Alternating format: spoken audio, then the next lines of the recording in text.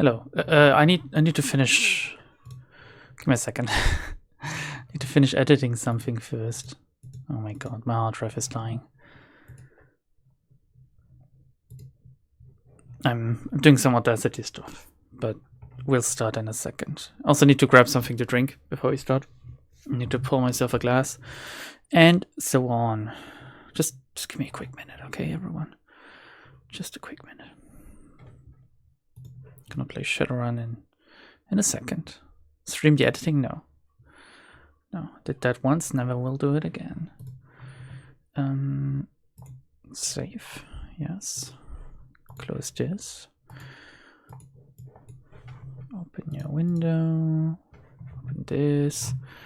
Open Shadowrun, and while Shadowrun is starting up, I'm gonna go and get something to drink. It's in a room right next to me. Give me a second.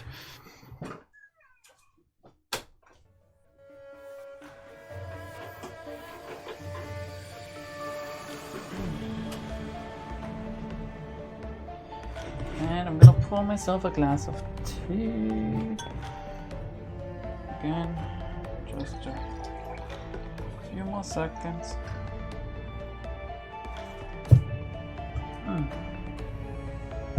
I need to wet my whistle for these streams. There's an awful lot of reading in this, isn't there? No one told me it would be that much. Everyone just said, "Oh, Lambda, please play Shadowrun, please." Why is it so loud today? And now we continue. Good. We're back in Hayoi after the last mission. Oh yeah, the Ares mission, where we got the sniper rifle. And did we get the plans for Rakta's drone, for Koshei? We did, right? So what we're gonna do now, let's go to him, I guess, and talk to him, and he's gonna like start sucking Bong Bong's footer dick for doing his side quest. I hope. And afterwards, we're gonna actually continue with the main quest, because I thought about this, and I thought I didn't do every single side quest in Dragonfall. There's no reason I have to do every single one in Hong Kong. Otherwise, this game is never gonna end. If you want to see every single side quest, play the game yourself. Our story needs to continue in the Bolt Hole, which is not a euphemism. Bong Bong Footer is canon. It's what's going on? Well, it depends on the day. On the good days, she's a footer. Yeah. You enter the trawler to find your crew gathered together waiting for you. Isabel has her head buried in a PDA. The rest of them stand watching her, trying to be patient. Someone call a crew meeting? I told you I'm the one who gets to call crew meetings. What's going on? Isabel, you look like you have something to tell the class. The dwarf paces up and back, trying to decide how to begin. I've been doing my homework on Josephine Tsang and Tsang Mechanical Services.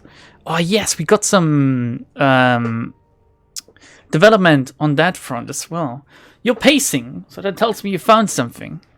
Spill it. I assume it's just stand around the Mechanical Service Company. Spill it. Spill the beans. Give me all of them beans, please. Okay, smoke them if you got them, because there's a lot to go over. Isabel lifts her PDA to her face and consults her notes. In 2011, Tsang Mechanical Services was a D-level corp floundering in the shallow end of the Hong Kong corporate pool. That's when Josephine Shui married into the family. Josephine fought big. She conceived of a massive project that would catapult TMS into big time. Something she called a prosperity project. Seriously, no one thought of this when we asked them about prosperity? No one went, oh yeah, like an odd 20 years ago. No, wait, what year is it currently? Prosperity? That's what Raymond was mumbling about. What is the Prosperity Project? Duncan, shut up and let Isabel talk, please. Once upon a time in the 1900s, the world city was a densely populated slum. Something like 30,000 people crammed into 6.5 acres. Wait, I've heard this story before. It's a shithole, hell on earth, yada yada yada. That's today's walled city. The second walled city. The first walled city? I'm being educated here, started life well over 100 years ago and lasted through both world wars and almost through to the Awakening. It was torn down in 1994 when the government had finally had enough. It had become such a haven for criminals that the cops would only enter it in large, well-armed groups. Curious. I could mention now that there are cities in some first world countries that have districts where the cops never enter, even in well-armed groups. Sounds familiar. In 2021, Josephine Tsang proposed a vision for a new type of low-income housing project, the Prosperity Project, a self-contained, low-cost walking neighborhood for the poor, but on a grand scale. The Prosperity Project would give Hong Kong's poor and the flood of refugees pouring into the country a place they could call their own, something that felt more permanent than the sprawling tent city that spontaneously sprang up after the first world city was demolished. The Prosperity Project would replace the tent city, would be symbolically built on the site of the old world city. The slogan was, a place of dignity where prosperity begins. The apartments weren't... Oh my god, it's like...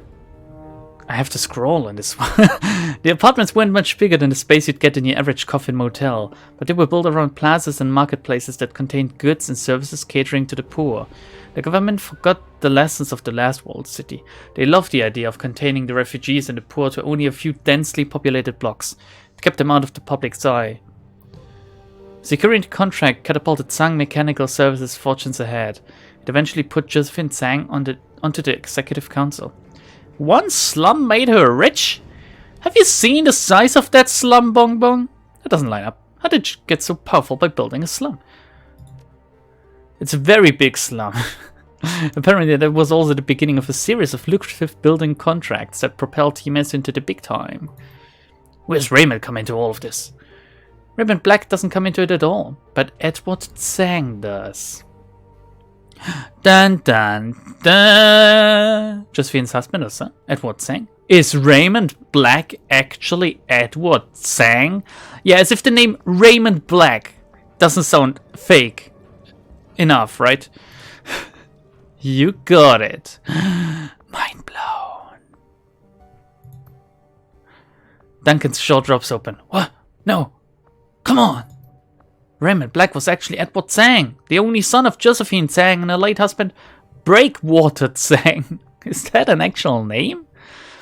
Edward was in charge of laying the groundwork for the world city, excavation utilities, running in power lines, sewage, that kind of thing. Wait a second, she wants to kill her son? Well, how old was Raymond? How old is she? So our secret foster grandmother is trying to kill us? What kind of a name is Breakwater?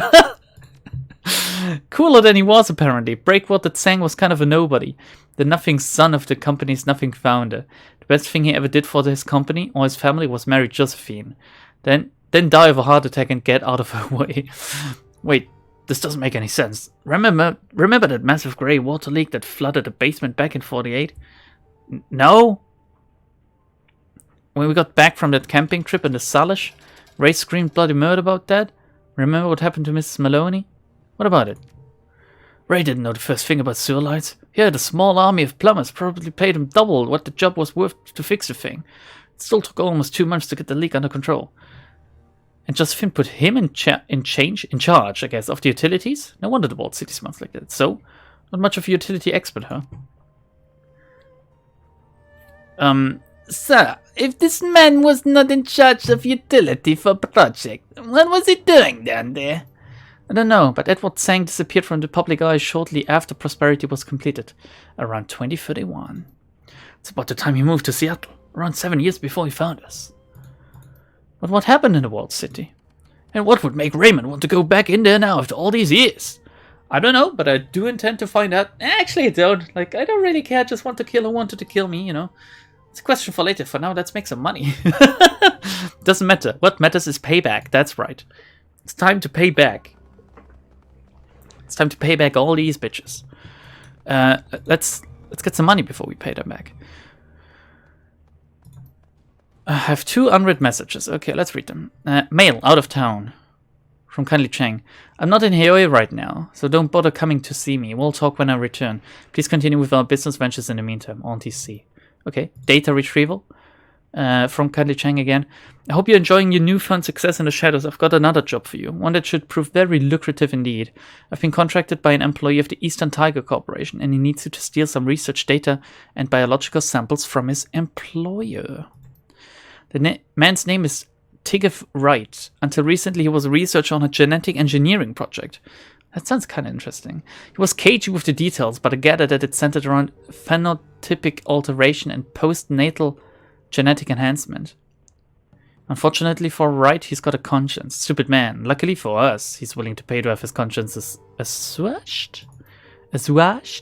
Wright's project was apparently quite horrible. Experiments on living children, total disregard for biomedical ethics or safety, and then Wright raised concerns. When Wright raised concerns, he was taken off the project. He decided to step outside the bounds of the law and expose their wrongdoing to the world. The snag, you see, is that his wife and child live in Seoul. Not quite the heart of Eastern Tiger's power, but close enough. He's afraid that if he released the information himself, they'll be taken prisoner and used as leverage. The idiot should have thought of that before, but that's not our problem. The samples and data are currently on an Eastern Tiger cargo ship, the MV Nalki, sailing near Hong Kong on the way to Seoul. The storm slowed the ship down, so you don't have to go right away, but don't take too long. I can't tell if this is time sensitive or not. Once you have the data and samples, you have to call Wright. I've attached his number. He'll give you instructions on how he wants the information leaked. When you're ready, let me know. I'll arrange transit with Captain Jomo. He's a local Loho Jova pirate and smuggler, but don't let that put you off. He's as good as they get, and he'll have you on that ship without incident. I take it, but no guarantees I will do it. I've let Captain Jono know you're ready. You can find him down on the end of the pier my parlor's on. He'll handle everything from there on out. That does sound cool, fighting on a ship. Open the jobs directory and claim payment for the Ares prototype run. You submit the job as finished and await a response. A few moments later, a message pops onto the screen. From Steel Arm Lou, your payment is attached. I confess that I'm very pleased with your work. It's not every runner who could have pulled off a job of this magnitude. Well done. $2,000, Lou. No, it's on completed jobs. Oh, I don't need to. Shall we... Let's very quickly skim over the... Do we have some pay data? We don't. But we can claim payment. Okay. 350. And 432. Enough to get our new armor as well. Typhoon... Oh my god. Typhoon warning. These are the older ones. Verse mag, hunt continues. Blah, blah, blah, blah, blah, blah, blah, blah. Ooh. Look. Almost as if someone was listening to us. Suddenly, there's a thread about Tsang Mechanical Services. A rising star. Has anyone else been keeping track of the Executive Council elections? It's almost time for the latest round, and the competition is heating up. Up until this point, Tan Tien CEO Zhao Kok Chu looked like the best pick to replace Josephine Tsang of Tsang Mechanical Services. Despite Wu Xing CEO Kent Su-Ling's rivalry with Chu, he had the support of both Yang Lin Fed of Shibata and Adrian Chung of Hildebrand Kleinfort Bernal. That name doesn't fit in here. Now, though I'm not so sure, Josephine Tsang seems pretty confident that she'll remain on the council. From what I've heard, she's cut a deal with Ares Asia, Monobi, and Eastern Tiger to stay out of their way. In exchange, they let her own Southeast Asia's large-scale construction projects. A cozy relationship like that could turn the tides against Tan Tien. Oh, there she is. Well, she's an old bitch, isn't she? It's not time sensitive, okay. Hello, hi everyone. Hi everyone, by the way. Your screen flickers as a trit clip begins playing. Josephine Tsang stands at the podium, addressing a crowd of reporters in front of a partially constructed skyscraper. With the finalization permits approved for the Pac Thai Workers Complex here in Dongguan, I promise you that the prosperity of the city can only increase. This marks an auspicious day. Thousands of new jobs in construction, tens of thousands more when the project is complete, and low-cost housing for every worker. Some have said Tsang Mechanical Services does not have the will to compete in a global market, that we are only a force to be reckoned with in Hong Kong, Africa and South America. I say that our good fortune is your good fortune. Tsang pounds the podium with a closed fist, nodding for emphasis. Chang Mechanical Services is more than a local company. Our star is rising and shows no sign of slowing. I ask the residents of Dongguan, who among you does not wish for a better life, a wealthier, happier life, one where your company is also your family and can protect you from the uncertainty of these trying times. We will give you that life, and we will give you that protection and certainty. What a load of other crap. It may be crap, but the people in Dongguan ate it up. The idea of signing with a local company that isn't Baihu, and believe me, they count Tantian and Wuxing as foreign, was too much of a draw for them to pass on. Thinking that absent catastrophe, Josephine Tsang will be on the executive council in the next few days. Why do they count Wuxing as foreign? Tantian, sure, they're headquartered in Beijing, but Wuxing's just as native to Hong Kong as Tsang is, Wuxing and the Canton Confederation have been at odds since 2015. Wuxing made a habit of exploiting the people of Guangdong, using loopholes to shield themselves from taxation. What's more, Wuxing was the primary mover in founding the Free Enterprise Zone, permanently stopping the Confederation's designs on Hong Kong. There's a lot of background information on these different corporations and areas and stuff that don't tell me anything, so I'm very sorry if I'm not like, wow, oh my god, yes, really? Tsang took a different tactic. Josephine Tsang started up by promising the Canton Confederation a very lucrative taxation agreement in exchange for low-cost, long-term lease for the facilities in Dongguan. She sweetened the deal by treating them like family rather than adversaries. It's got them eating out of her hand. Okay. As much as I'd like to read about punk metal and hardcore, I won't. Because there's people to talk to. Namely my friends. Oh, I call them friends. Actually, let's level them up first. Let's see, Gorbit. Gorbit's poison fog is upgraded to acidic fog, doing AP damage as well as HP damage. I don't think I've used this before. Shrine spirits summoned by Gorbit are now present for an additional turn before dispelling themselves for a total of 3 rounds. I think shrine spirits are the ones I also haven't used yet, where like the weird glowy stuff is coming out of some objects. So I think I'll go with the maybe I should use it more. I'll go with the poison fog. Bots are back in town. Bots are back in town. Nice, we get a lot of stats. Isabel. Augment weapon mini launcher. Isabel's mini launcher is now packed with napalm charges, igniting damage targets. Targets on fire will take an additional 6 HP damage. Or a hacking program against a dual routine boost program, which increases persona speed while sneaking in the matrix. I have no idea what the fuck this does. We'll go for the mini launcher. Duncan, we're not using anymore. A nail grenade, base damage 12. And a modded flashbang. Go for the nail grenade. We have to take him on a mission. Like, I assume we have to take him on the last mission or something. Or there will be a mission where we have to take him along.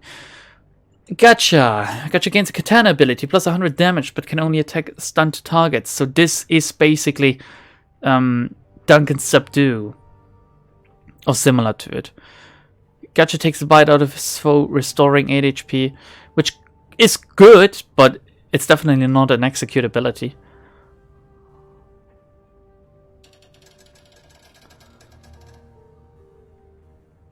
We'll go for the coup de grace. And Rakta. Rakta's toolkit's overclock ability now gives the targeted drone plus 2 AP and plus 2 movement.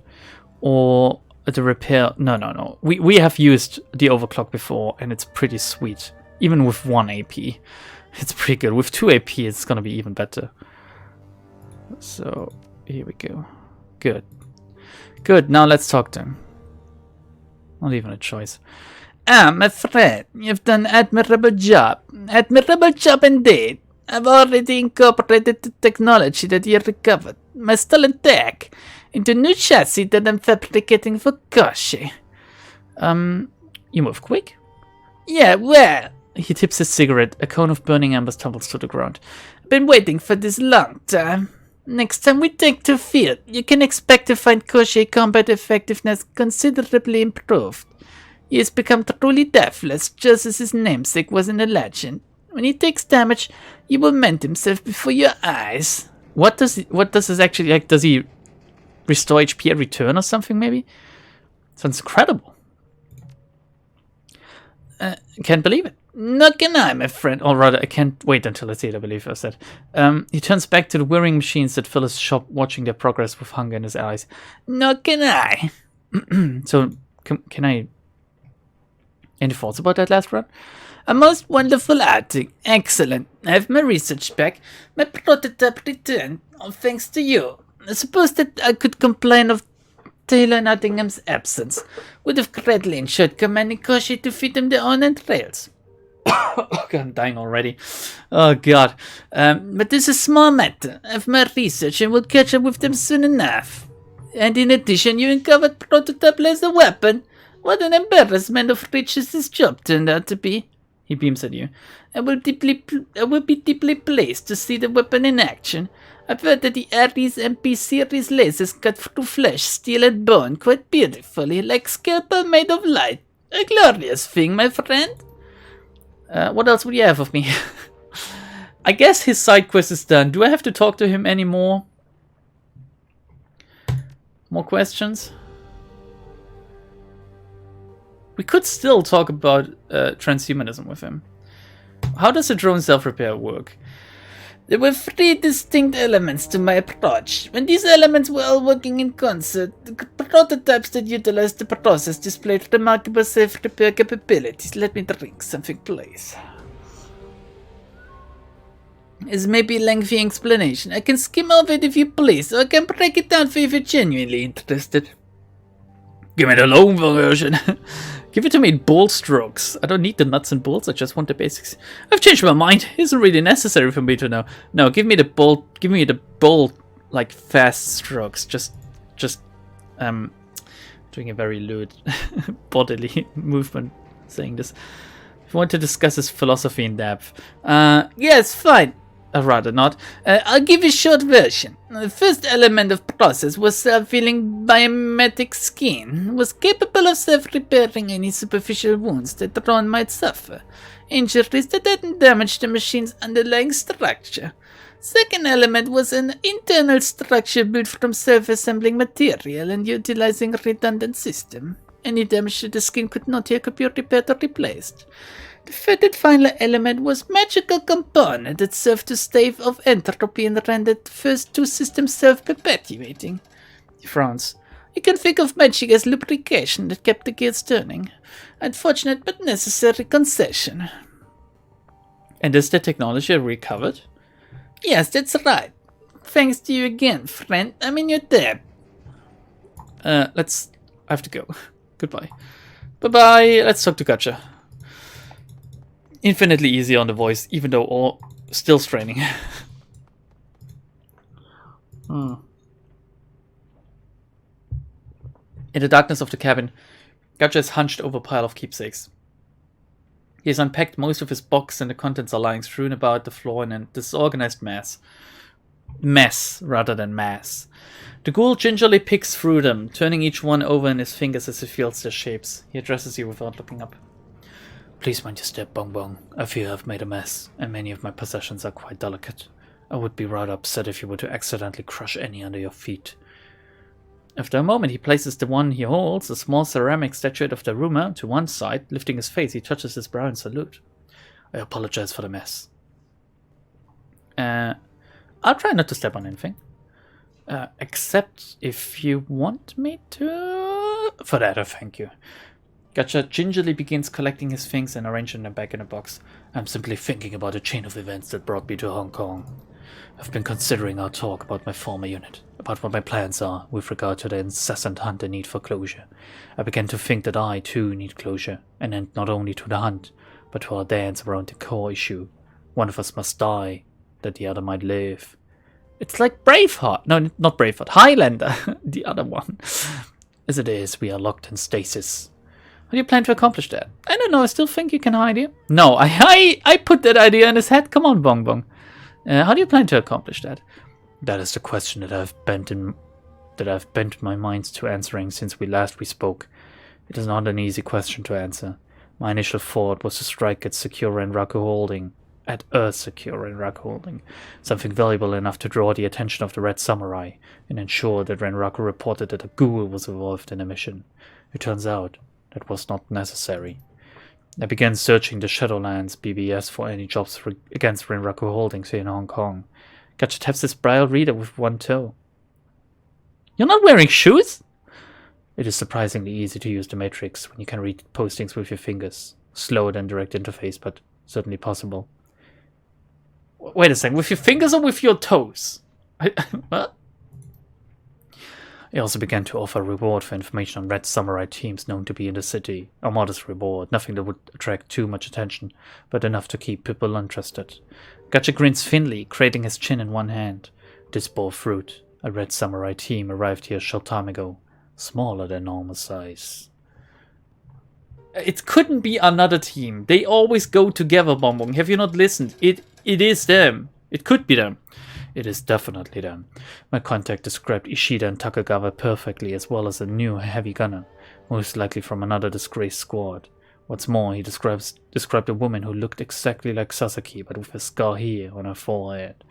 Gotcha draws a finger across his brow of his right eye, precisely where I cut her.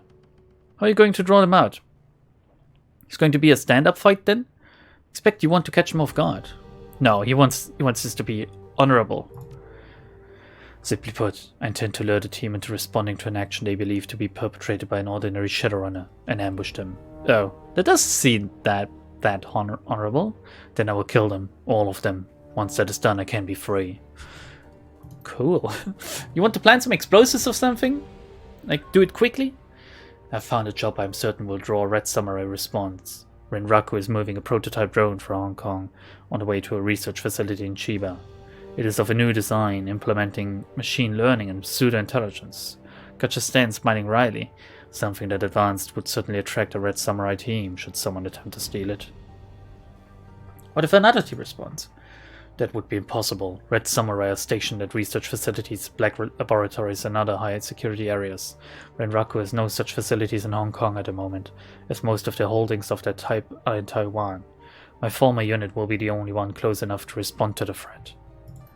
The Johnson for this run is a Renraku scientist escorting the drone. He wishes to leave Renraku's employ, but is unwilling to risk reprisal should he escape on his own.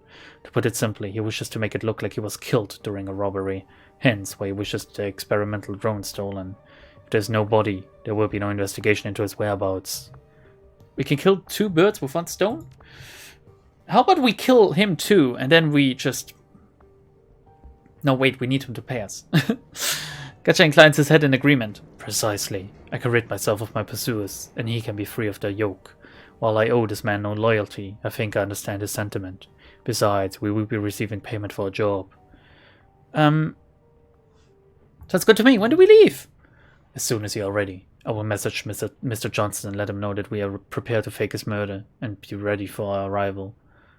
I suggest you prepare as well. The Red Samurai are excellent combatants, not to be taken lightly. Nothing a grenade to the face wouldn't be able to fix, I think. I hope he washed that. He's a fucking ghoul! You think he washes himself on a regular basis? Actually, does he need to? Oh, Duncan, I can't bother with you. I really can't, like... You're even worse than Isabel. At this point, Gobbet is more interesting than both of you combined. Gobbet looks up from a hot plate at the sound of your approach. Actually, give me a quick second.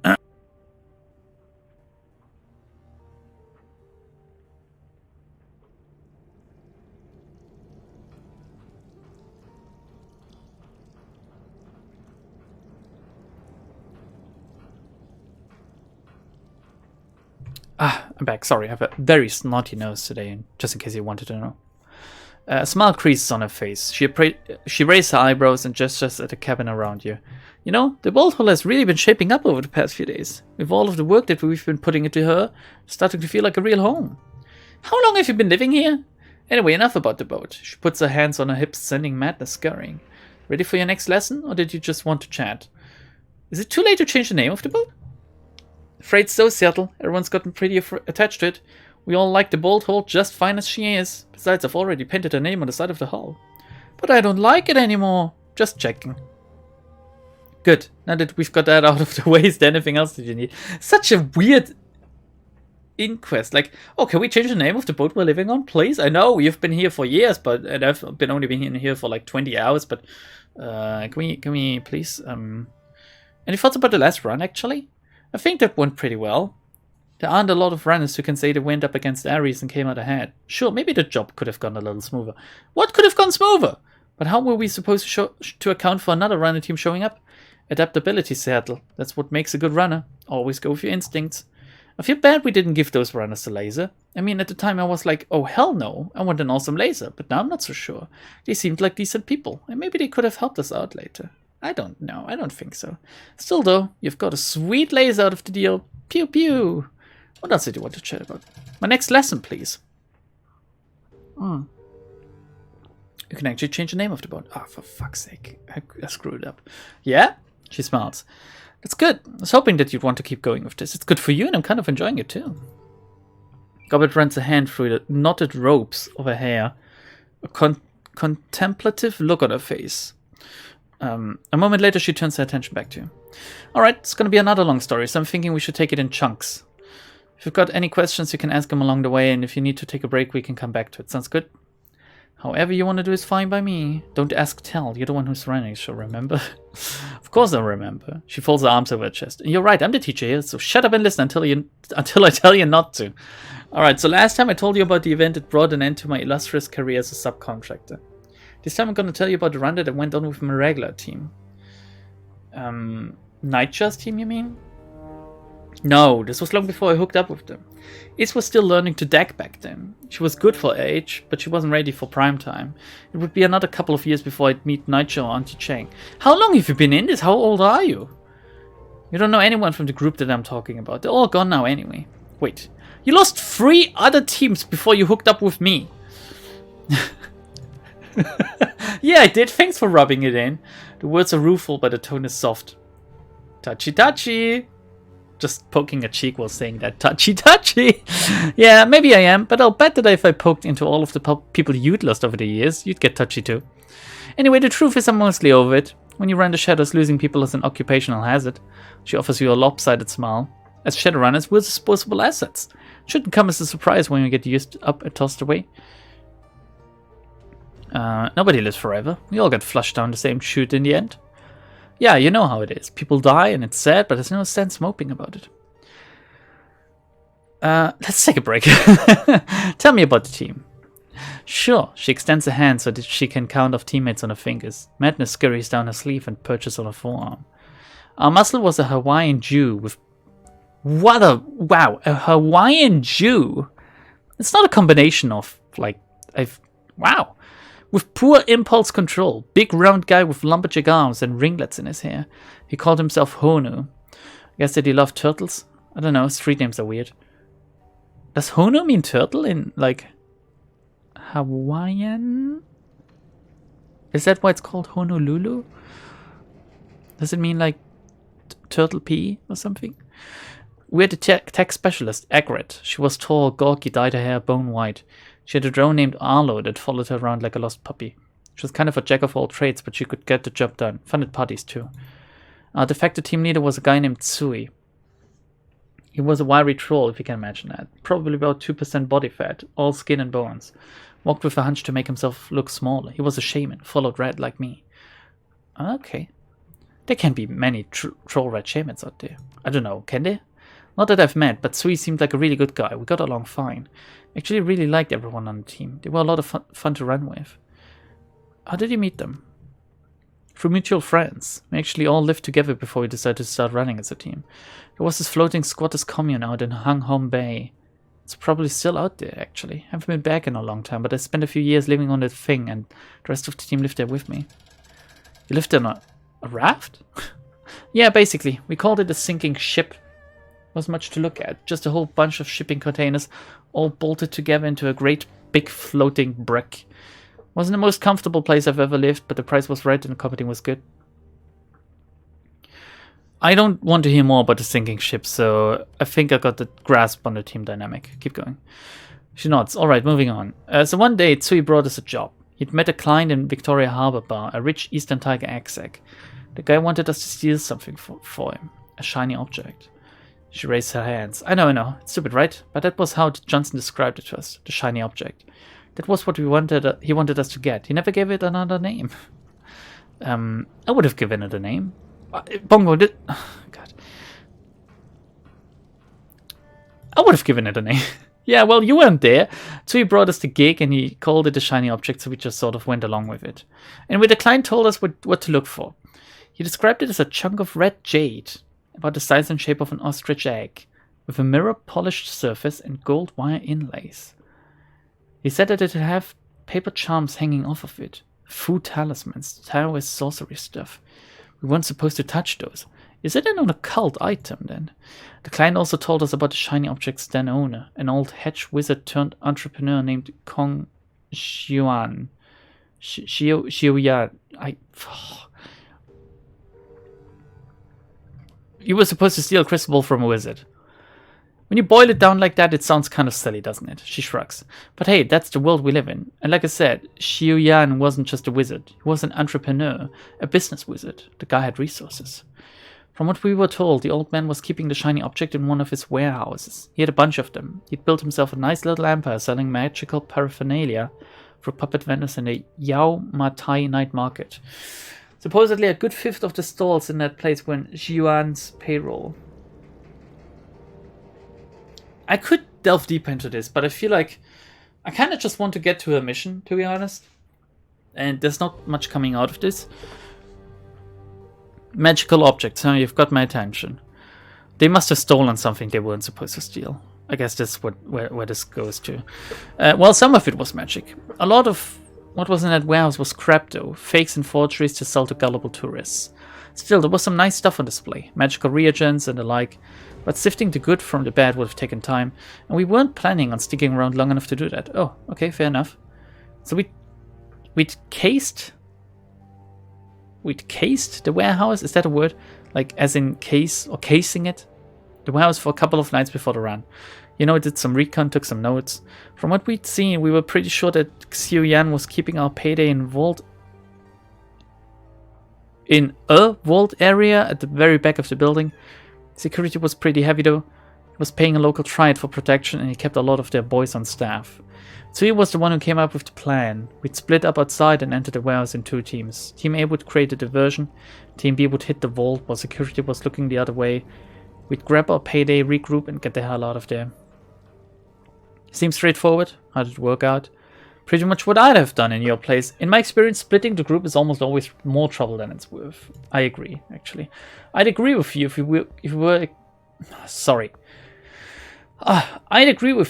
we were going in expecting a straight fight. But as a Shadowrunner, you should almost never want to get into one of those. What? These are the best part. When you're on a job, you're always going to be outnumbered and outgunned. Going quiet is inherently safer than going loud, and if splitting the group is what it takes to do that, she shrugs. Anyway, Team A, Hono and Egret, circled around to the loading dock, just like we'd planned. Tsui and I waited by the service entrance. 2 shamans being like... Oh, whatever. We didn't... that's not a good team composition, I think. We didn't have to wait long. A couple of minutes in, we'd heard this ungodly crash, then another and another. As it turns out, Egret had rigged into Xiuyan's network of automated forklifts. She had 6 of them running amok in the loading dock, chasing down workers and crashing themselves into anything marked fragile. There are like webs and videos on the internet of like warehouses and forklift accidents, and it's horrible. It really makes me go, ugh. Next time I want to run with loading dock, remind me about a forklift trick. It's awesome, right? A dreamy smile spreads across her face. Egret really outdid herself. I wish that I could have been there to see it. Egret's distraction did what it was supposed to. As Tsui and I watched, most of the triad guys at the service entrance abandoned their posts and went hauling off towards the loading dock. A couple guys with baseball bats stayed back, but we handled them easily enough. I slipped inside and made a beeline for the back of the warehouse where the shiny object was supposed to be. Did you find it there? Let me guess, something went wrong. We weren't kidding about this being a long story. Can we call it here? Maybe come back to this later? Something went wrong. No, actually it was there, just like we thought it would be. The door was open and everything. The shiny object was sitting there in a teak cradle, gleaming with reflected light. Just like the client had said, it had a ring of Taoist talismans hanging off of it like a grass skirt, the paper all crinkled with age. We didn't waste any time, reached in and grabbed the thing. It felt strange through my gloves. The jade sort of pulsed, as if it had a heartbeat.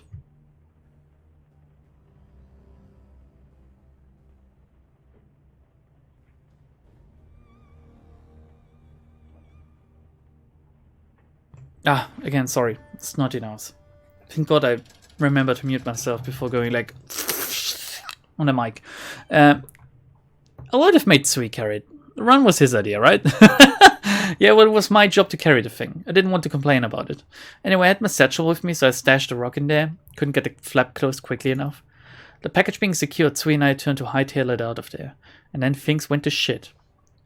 Did the shiny object do something unpredictable? No, not a shiny object. Old man Xiu Yan was standing there right in front of us, larger than life.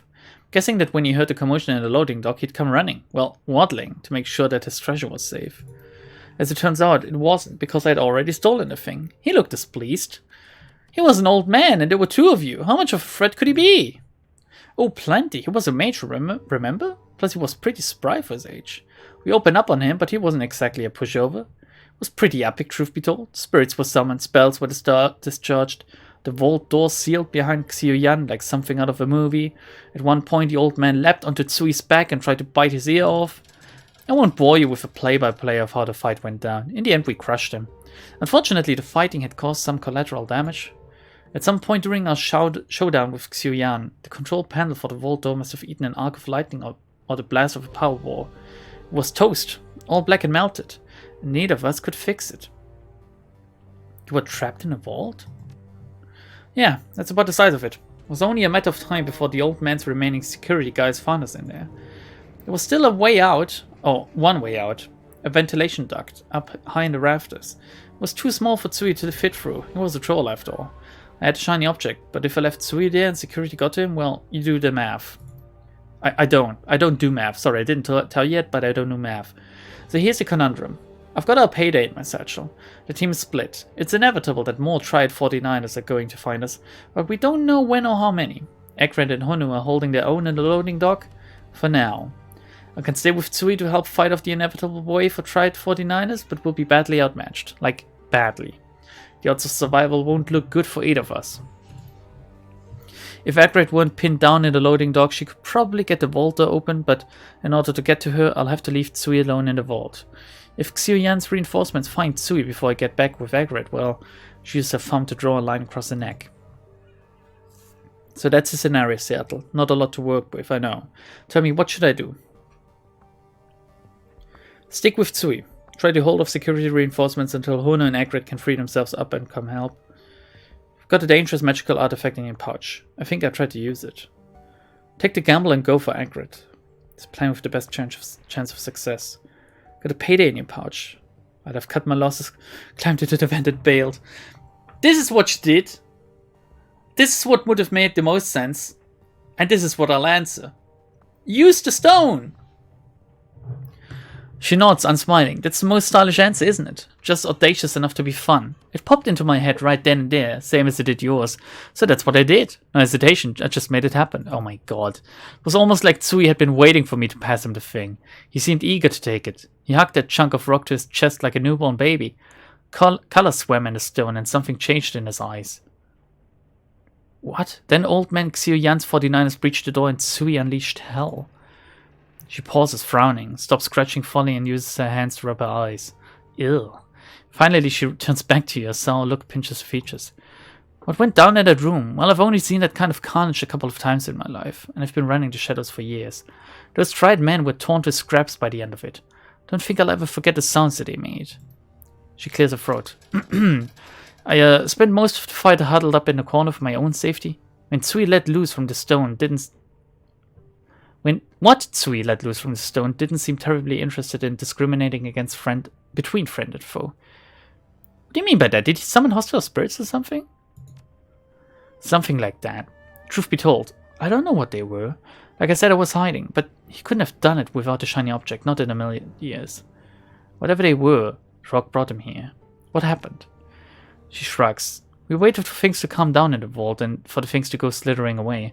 I think that Tsui had some limited control over them, which is why they didn't need us. After they were gone, Tsui gave me the shiny object back. I put it in my satchel and we bailed. But he was cursed afterwards. He was cursed, I just know. What alignment is Bong Bong? Chaotic stupid. I'd like to think we're like I'm not chaotic good. I'm more like is there like chaotic neutral or something? We collected the others on the way out. They were blissfully ignorant of what had happened on the other side of the warehouse, and I didn't see a reason to change that. Why did she give it to Tsui? Why did she unleash the stone? He was eager to take it. Well, I guess they both thought the same thing then? I don't know. We hightailed it back to the docks and caught the first boat back to the sinking ship. Mission accomplished. Gobbet looks away again, stares off into space. From what I'm told, people still avoid Xiu Yan's warehouse like the plague. It's supposed to be haunted even to this day. People who set foot in the building keep turning up dead. Pretty sure I'm one of the only living people who knows why. Abruptly, her body language changes. Anyway, that's it. Lesson's over. If you've got any questions, go ahead. Gobbet, was there a point to the story? I'm trying to find a moral here. There was when I started telling it. I thought I was going to tell you to be comfortable with breaking the rules. I don't think I'm going to say that now, though. I'm not feeling it anymore. Why not? At least the team made it out of this run alive. They didn't stay that way for long, but let's leave that for next time, huh? I don't want to get into it just now. Okay, let's take a break. See you later. Bye-bye. Isabel, are you here? Are you like... Can we... Oh, God, She's jacking off again in the Matrix. Isabel's avatar blossoms onto the screen you approach. Need something? I'm busy. An awful lot of options. What did you think about the last run? Shakes her head. Nope, sorry. Jacking into the octopus is how I relax after long. We're already talking shop. Tell me about the last run, you stupid. How did you lose your childhood memories? She still doesn't want to tell me. If you ever want to talk about it, I'm a good listener. Great, keep it. Okay, gotta go, Isabel. You're getting on my nerves. Fuck off. Jesus Christ. I'm gonna go to sleep. It's the best thing to do on this fucking ship. Shit ship. You're waking from a blank, featureless sleep. Sweat-soaked and starving. You feel uneasy, but you can't say why. Groggily, you heave yourself out of bed. I guess no progress on the dream front then. What the fuck are they doing with prosperity? What did this Josephine woman, hag? What is this actually? Supposed to be a dinosaur or something? What did she unleash? What is happening with our dreams? Crafty? Crafty, are you here? Who the fuck is... Mysterious elf! Next to a shelf! A heavy scent buffets your senses. The scent of pure, unadulterated book. Oh fuck. I thought it would go like... Oh, it smells like sex in here. Woody, musky, dusty. The light herbal incense from before seems like an afterthought in the wake of paper smell. Looking around, you see that the shopkeeper has abandoned her earlier feeble attempts at organizing the texts. Several of the towers of books are now reduced to piles on the ground. A piece of paper caught somehow in a ceiling rafter rustles gently above you. Pizza delivery! You hear a shuffling of papers and a head pops out of a pile of blankets and books. I'll take it over here! Her eyes fall on you. She slumps back into the pile, disappointed. You're not pizza. Nope. She mumbles something inaudible, then pulls herself up. You owe me for that one. How much is a pizza? I'm carrying like $3,000 with me. She glanced around the place. Sorry about the mess. I was up all night reading, or rather, up every night reading. You look dog tired. What's the latest, Crafty? The latest. She walks over to a glass table and starts tossing. Do you mind? There's someone in here with us. Maybe you want to take care of your customer first? She walks over to a glass table and starts tossing books off of it. As she digs through them, you realize the table is not actually a table, but a glass display case full of dried medicinal ingredients. Crafty withdraws the notebook from the pile. Its binding unraveling. The page is holding on for dear life. Here we go. This one's loaded. Suspense is killing me. Got a couple big finds. Mum's notes are a mess, so I boiled them down to the most important information. An exorcism and the Yama Kings. The who now? Where do you want to start? Tell me about the exorcism first.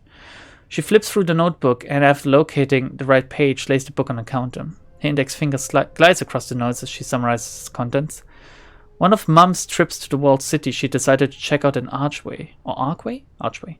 An old crumbling relic that residents believe to be haunted. This corridor we're walking along. Mum wasn't sure about the hauntings, but upon entering the area, she immediately felt that it was a place of concentrated ki.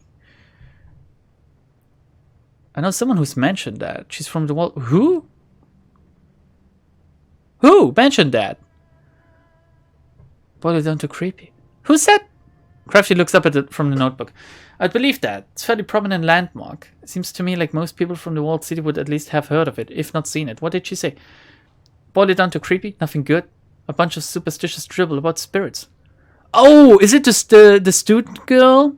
Like the one trying to fix the feng shui? Creepy? Yeah, I'd have to agree with you there. At least from what my mother wrote, it was seriously bad. Go on. The key wasn't like a standard run-of-the-mill energy. Even for the walled city, this key was exceptionally dark and it all seemed to gravitate towards the arc. So she did what any cook of a magic brand would try. A Taoist exorcism.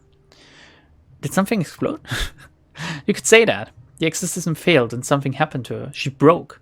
My mother had entered the city strong, confident, and capable, but when she left that day, it's hard to explain. It's as if the experience left her vulnerable to those base horrors within the walled city.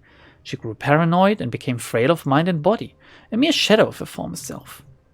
It's as if she had witnessed something and it changed her. She became more obsessed than ever, and that's how I remember her now, as that broken woman. I'm not sure how this fits into an investigation, but if that sort of malevolence is coursing through the walled city, it's no wonder the people who live there experience such terrible dreams. I'd like to know more about the Yama Kings, which sounds like something out of Yu-Gi-Oh, to be honest. Crafty turns to a page marked with a red sticky note. She looks up at you. Tell me, how much do you know about the Yama Kings? Only what I've heard here and there.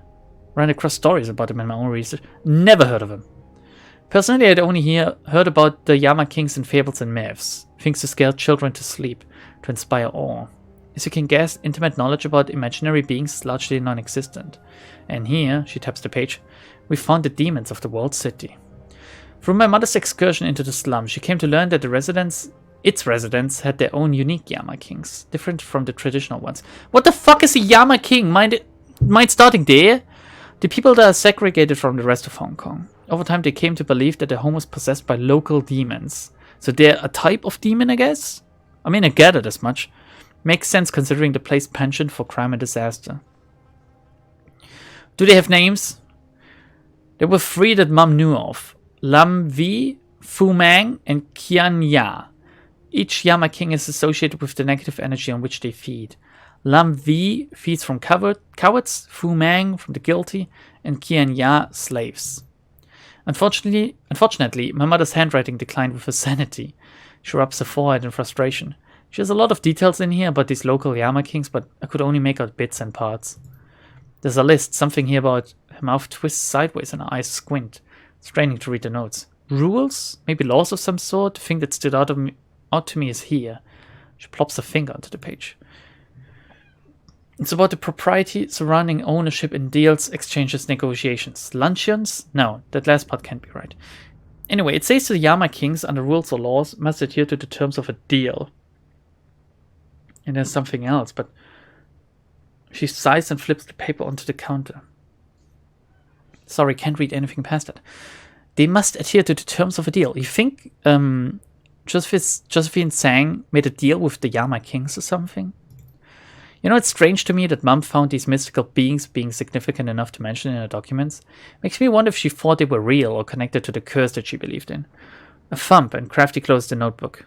She casually tosses it back onto the display's case. It's not the best lead, but I think that's a step in the right direction. Okay, it just quits me out. You look tired, are you okay? Feel better if that's what you mean. Going through these notebooks has been hard, not just because of sheer amount of information. It's been a nostalgic ride too.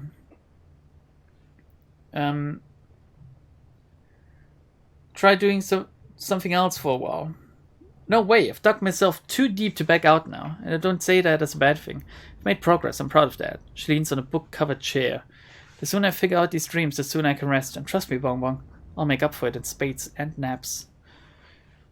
Remember to pace yourself. No doubt your determination will get... No, don't work yourself to death. That wouldn't achieve much, would it? And it isn't all bad. These journals are just as exciting as they are laborious. Can you send me a copy of these notes? Crafty taps her fingers to her nose. Already a step ahead of you. Just finished digitally transcribing the information. I'll send it your way. She looks around the book-covered shop as soon as I find my terminal. Thanks, Crafty. Do we want to buy the thaumaturgic armor? Or let's go to the Shen guy and see what he has to sell. Man, there's a lot of... If there's ever another Shadowrun game, I'm gonna play a mage next. Because there's a lot of spells, actually. Which is pretty cool. Even blood magic. I'm a fan of blood magic. Like in games in general. Like vampirism type of stuff, basically.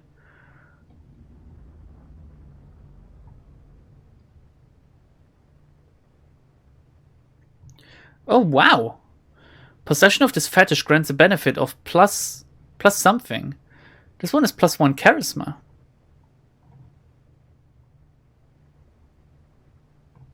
Interesting. Wait, this is not a consumable, though. Is it?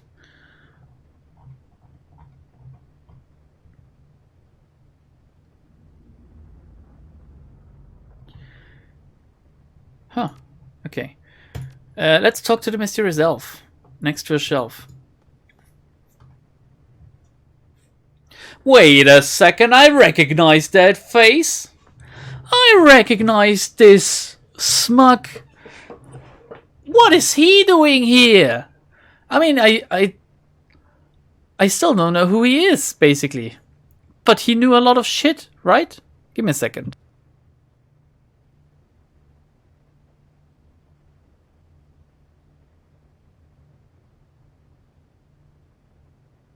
Ah, okay. Sorry, I had to blow my nose again. He was the shopkeep, right? In the other Shadowrun game. This austere, refined-looking elf is browsing the shop's collection of talisman, herbs, and crystals. Noting your approach, he turns to face you. Good evening, my friend. I hope it's been a pleasant one. He was also, like, his clerk was this weird ghostly elf or something. Spirity elf? I don't know. I remember bits and pieces, but he knew a lot of shit about dragons, as far as I remember. Pretty good so far, you? The elf cocks his head, considering the question. I've definitely had worse nights, without a doubt. As I suspect have many who live in Aoi. One need only look to the walled city to see how far into misery and squalor one can fall. My name is Algernon Halfdream, and it is a pleasure to make your acquaintance. Algernon does not extend his hand, but he does incline his head politely. It's not quite a bow, but almost. Oh, very, very hygienic and social distancing, I guess. You don't sound like a local. You've got some interesting eyes, Algernon. Do I? I've never really thought about them, to tell you the truth. They allow me to see, and there our relationship ends. Surely there must be many people in Aoi with interesting eyes. Cybersurgery is so common these days as to be almost routine. Most people's eyes don't glow, Algernon. I suppose that's true, but there are so many inexplicable quirks of genetics in this post-awakening world. Birds that summon lightning, dogs that breathe fire, cats that transform into lions. Glowing eyes seem of a small thing taken in comparison to all of those. You don't sound like a local. No, I'm not, I admit. Though I have been to Hong Kong many times in the past. I was acquainted with Meow's mother, Eleanor. Meow. Algernon spares a moment to survey the shop. I must say, it's been kept in wonderful condition, if not improved somewhat. Where are you originally from? I've been traveling my entire life and rarely stay in one local for long. I would consider nowhere and everywhere my home.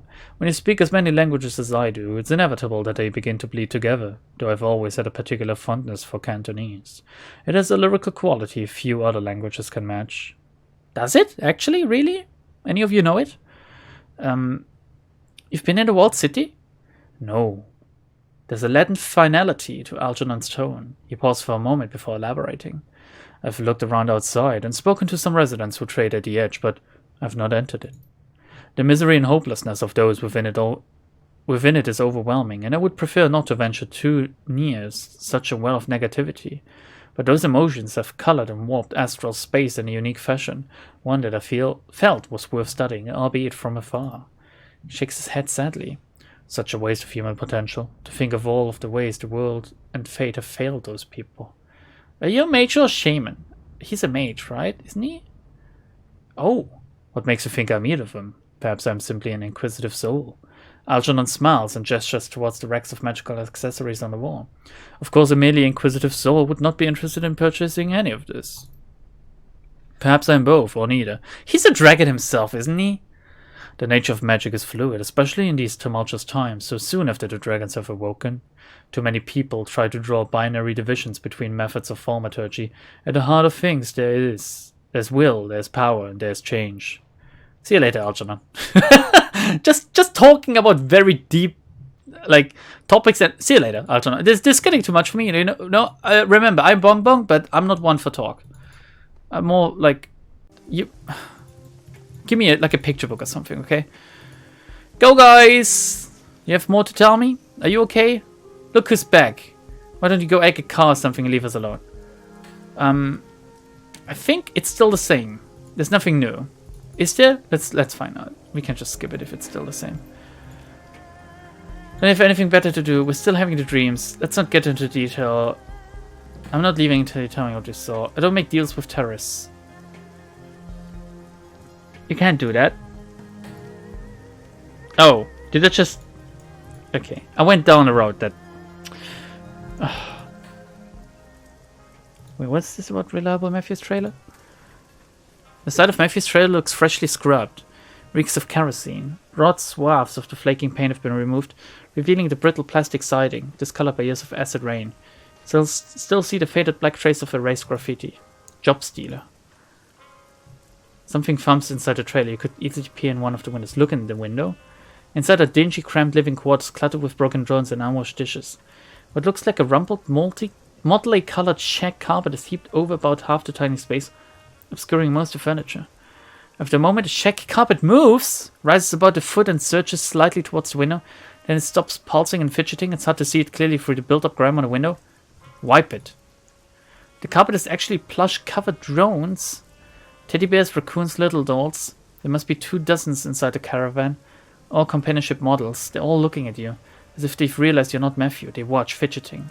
Then in one coordinated motion, they all lie down and go dormant again. Is this a Toy Story reference? Is this... What the fuck just happened? Oh, there's a fucking cred stick on the ground. I don't mind if I do. Free money! 49 new yen! Oh, we're eating big tonight, boys.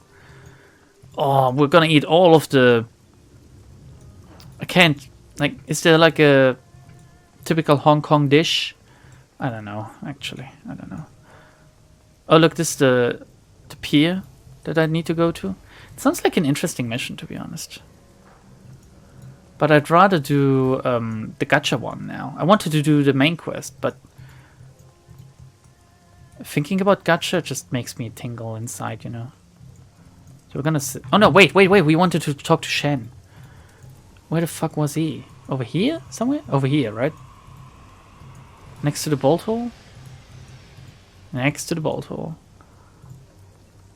Here we go, Spider Shen. Speedrunning, lobotomy coverage. Oh my god, why are you doing this to yourself?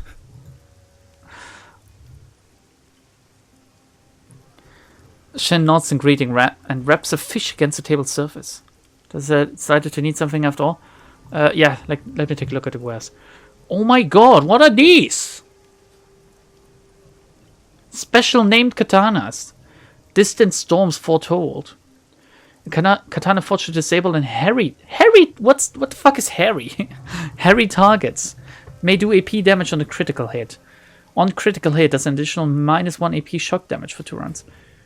An Ardent Phoenix. Runes have been etched into this katana, capable of producing flames when striking a target. On crit will ignite targets.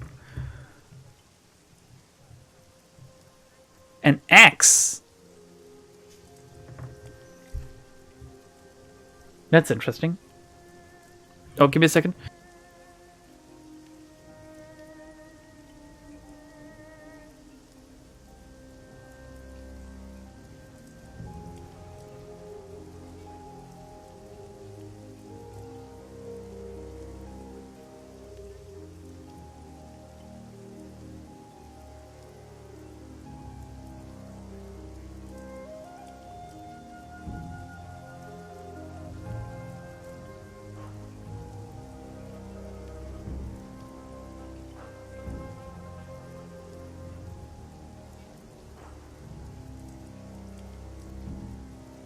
I'm so unbelievably snotty today. I'm very sorry.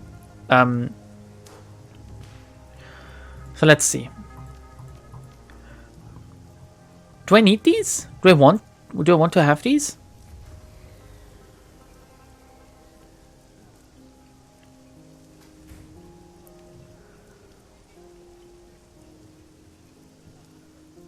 Will not do AP damage on normal hits. But it has 6 damage. So this katana has the same damage as a hand-forged katana. It's more expensive, but it deals additional AP shock damage on a critical hit for 2 rounds. Question is, do I even still need these? I mean, I'd rather get the expensive outfit with 6 armor. The kunai ninja suit. And then I don't have as much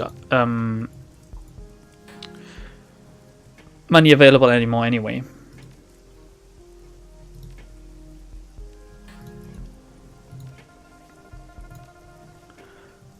We look pretty sweet now. We look pretty sweet actually. Nice. We have 20 points to level up. 8 armor. 8 armor, if you can believe it. I think we're gonna focus on our cyberware. +2 armor pierce with all cyber weapons. +1 additional essence. Cyberware can allow you to exceed racial maximums for attributes. That's pretty good. We're gonna take this. We're gonna install some more cyberware after the next run, I guess.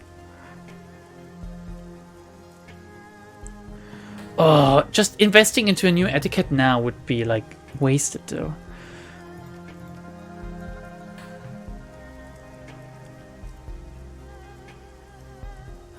Wait. The hand races. How is the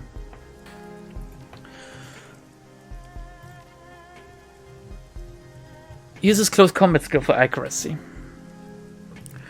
Close combat skill for accuracy.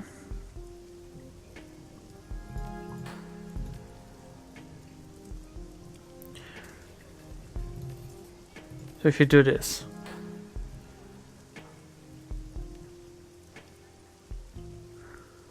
And we just won't focus into melee weapons anymore. Just close combat and strength and body and cyberware affinity. I guess it's a pretty basic, a very, very basic build, actually. But that's alright with me. Special katanas require key casting, be aware. Okay, it's good that I didn't buy it then. Now we go whoop some Renraku ass. Save before that, of course.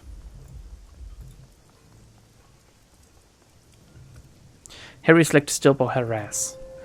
I never heard of that term before. Like, I only know Harry the name, basically. Or Harry. Harry Potter. I don't think we're gonna do the Sky Tower or kidnap the Rooster Low. But we're gonna do the Renraku warehouse.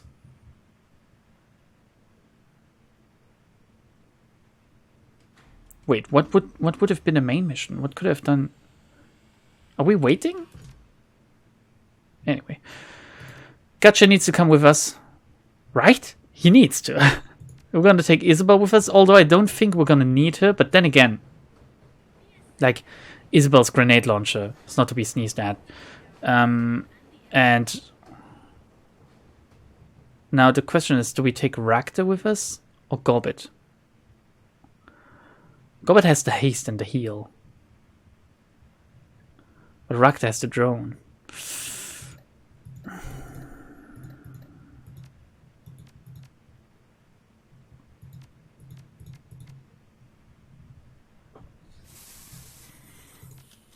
She also has a dog wagon trauma kit, which he doesn't have. Yeah, we're gonna take Gobbet.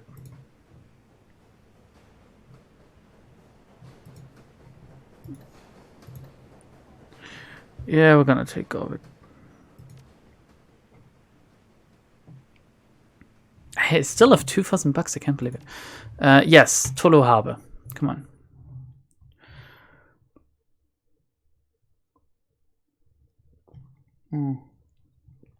Retribution. Let me put down my glass. The Tolo Harbor Industrial Complex is a sprawling maze of warehouses, auto fabrication facilities, shipping container mazes, and corporate power. If something corporate-owned is shipped through Hong Kong, it invariably moves through these streets. The Renraku shipping facility lies far enough away from the heart of Tolo Harbor that you won't have to worry about corporate security other than the on-site guards. And Renraku's extraterritoriality means that any fighting won't risk backup from rent-a-cops. Good. Bongbong's inventory looks very sad, but it doesn't matter.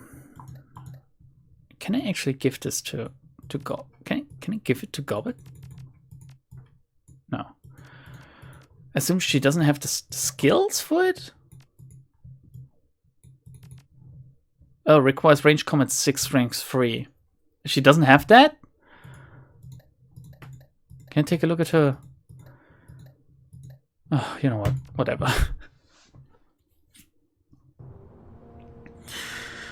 As you exit the MTR and step into the Tolo Harbor streets, you are blessedly spared from rain. An ebb in a constant monsoon combined with the sweltering heat has left the concrete in your body blessedly again, free of moisture. Ketchup casts a glance at you and he nods in satisfaction.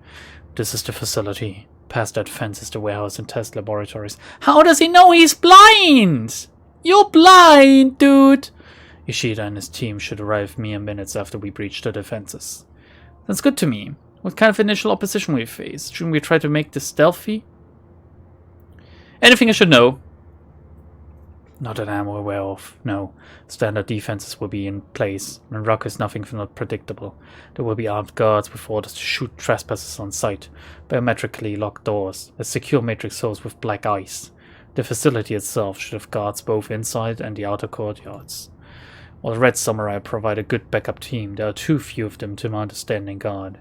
This means that we will be facing standard Renraku security forces. While they are not as potent as better equipped security, Night Errant for instance, they are still skilled combatants. Gobbet grins widely, tossing a ropes of hair over one shoulder.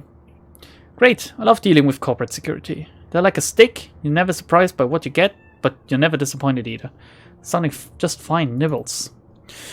Inclining his head respectfully, Gotcha matches Gobbet's grin with a small one of his own.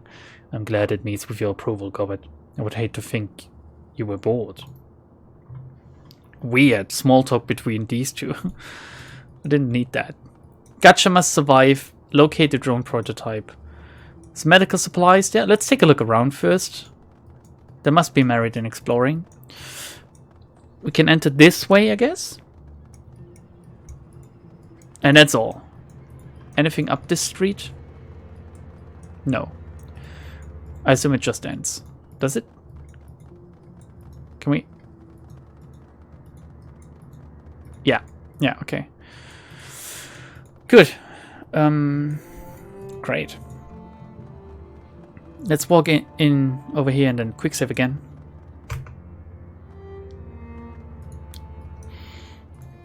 Somewhat sneak, I guess. There's a barrel. Hostile spotted, Gotcha says. Okay, we won't sneak. We'll blow up the barrel. With a quick... Oh my god, if this doesn't hit. Alright, it didn't deal much damage. But it's okay.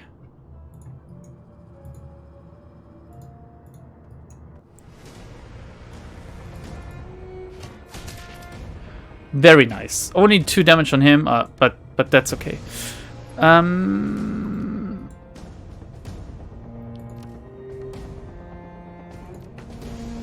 Gotcha, can you reach? Yeah, you can, okay. He's so quick. Bongbong, can you take care of this guy? I think he's a mage. Good.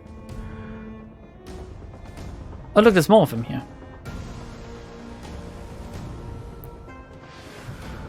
No, don't damage my armor.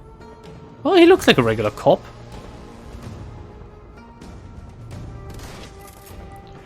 Why do they focus on me? Assholes.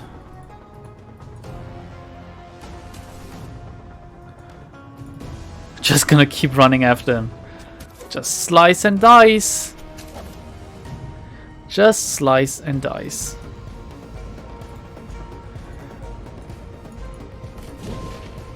Ugh. What the fuck was in there? It's not the right position for it to be in. I'm gonna heal Bonbon's last damage taken. Yeah. Yeah, it's okay. What the fuck is he doing? Where's he going?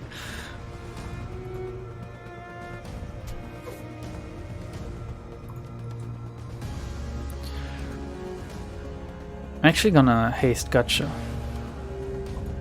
So he can maybe... Oh no.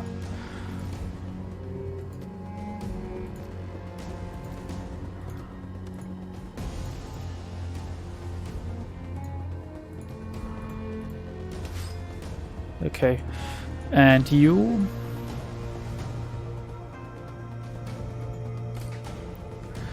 God damn it, Isabel.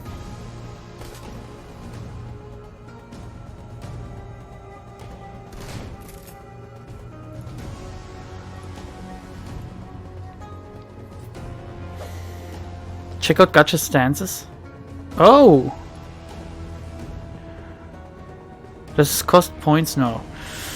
Heaven stance. Both critical chance and critical multiplier are raised. My dodge is reduced by 1. Take 2 additional points of damage from attacks. Cycles through 2 attacks. Oh, the fact that the tooltips are just only if you click. Attacks will do AP damage or reduce the HP damage. My dodge is increased. Or metal stance. Attacks will do AP damage or reduced HP damage. What? Are these? No. No, the water stance... Wait. This is the water stance. No positive or negative effects. What is this? Oh, this is the spit. Should use the spit. So, the heaven stance is like the finishing stance.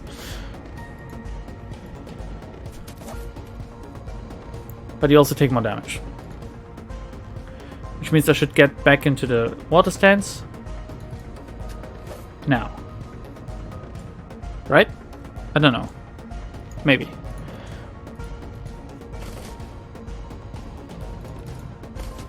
Oh, very good, Isabel. Very good.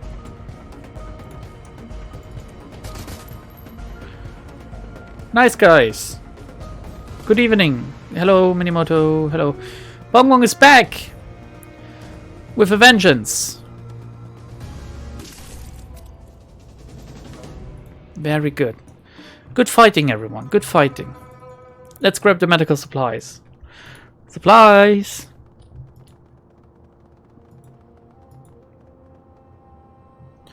Ooh. Don't mind if I take it. There's a maintenance panel here. Which we can jack off. I mean jack into. Hack the camera feed. Isabel, will you grab the camera feed of this for me? The access panel is unlocked. Peering inside, you notice there are connections to building systems such as cameras and electrical power. Sure thing. Amateur security, strictly amateur. Pipe the camera feed to my PDA. Okay. Your comlink screen springs to life, and you're suddenly viewing what must be the interior of the facility. 2 Rand Rucker security officers are clustered around a wall panel that appears to be malfunctioning. Oh, okay. The thing's been giving me trouble all week. The gas pressure control circuit's running 55 amps, running at 100,000 volts. Anytime there's a glitch in the system, it shorts out. I don't know what to tell you, I ain't a mechanic. So if I had Reactor, or if I had drone control myself, I could overload the fuse on the wall panel. I don't know why this isn't like a decking job, but whatever, go back.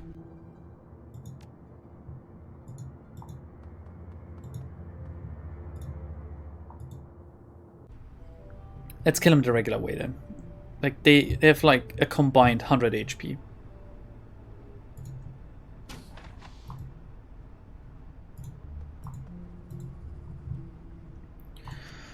And we're gonna... Yeah, we're gonna start with a grenade. I can't believe that still dealt damage somehow. What? Okay, Heaven Stance it is. Go big or go home.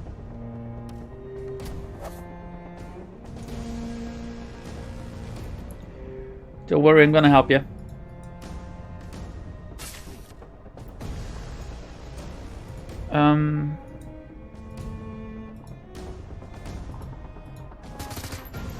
Wow.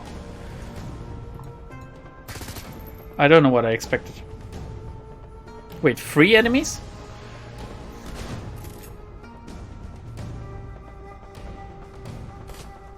Ouch.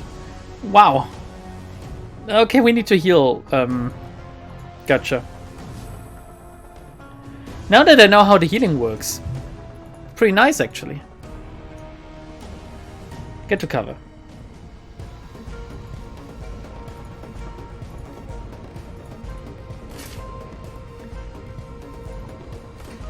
Shit. Gotcha. Go into metal stance.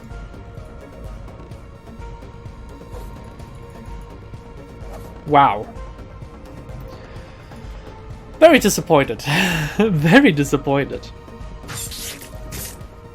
At least Bong Bong is nice.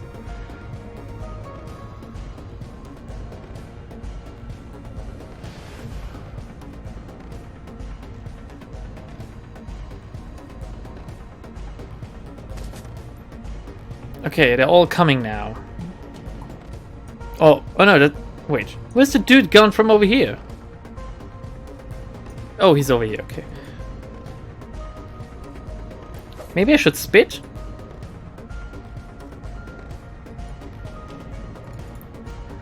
Spit right in his face. That's right. Bong Bong, can you try to take care of this dude?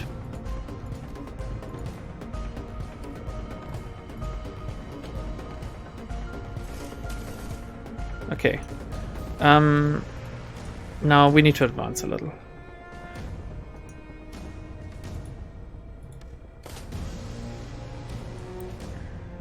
And if possible, kill this dude. Good. Very good, actually. Since he's stunned, Bong Bong is a little bit in trouble health-wise, but that's alright still. It's not too bad. Gonna give a haste.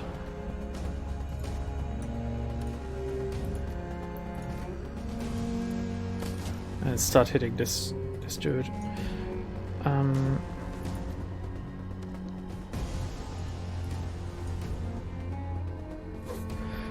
Gotcha is so unbelievably bad. I mean, he's blind, okay? I guess I'm not supposed to make fun of him. But he's not hitting at all.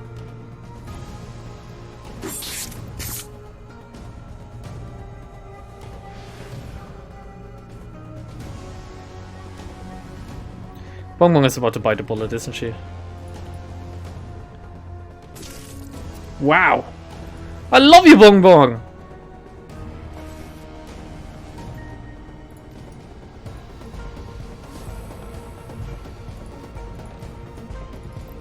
Let's buff him up then.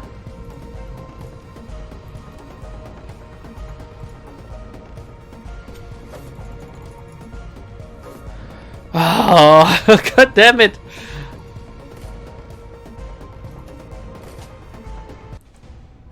Okay, he died? The bleeding, I guess? Good. Good. How high is our health? Actually. 30 out of 70. It might be time to use a medkit.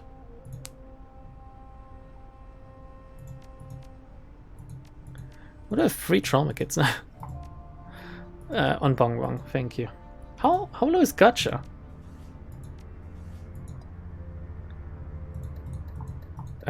Here. 48 out of 60. Who the fuck is? Oh, there's 2 doors over here. A quarantine terminal. Oh, I need to end that. We need to end the quarantine. Lift the lockdown. Gotcha, what is this thing? Gotcha runs his fingers over the terminal for a few seconds. It's a control. This is the control panel for the quarantine room beyond it. Standard design across most Renraku facilities. Parazoologists use it to study the response of paranormal animals to external stimuli. That sounds ominous. Isabel spends a long time looking past the glass into the room beyond. What kind of stimulus are we talking about here? I guess nothing nice. The animals are exposed to high voltage current, open flame, toxic gases, etc. The primary purposes of these experiments is to identify the best specimens and reserve them for breeding. Those that are of sufficient stock survive, the rest do not. Such survivors make excellent guard animals once cybernetically controlled. Can I open it? I can only walk away. What? Come on! There's bound to be something in there. There's a vent. And through that vent I can get in the... Ooh, there's a prototype drone actually. And this is apparently a camera, even though I would think that this is a camera, but whatever. Oh look! Scared scientist. As he barged into the office, the lone scientist within leaps back to cover against the desk he was working at. Don't hurt me, please!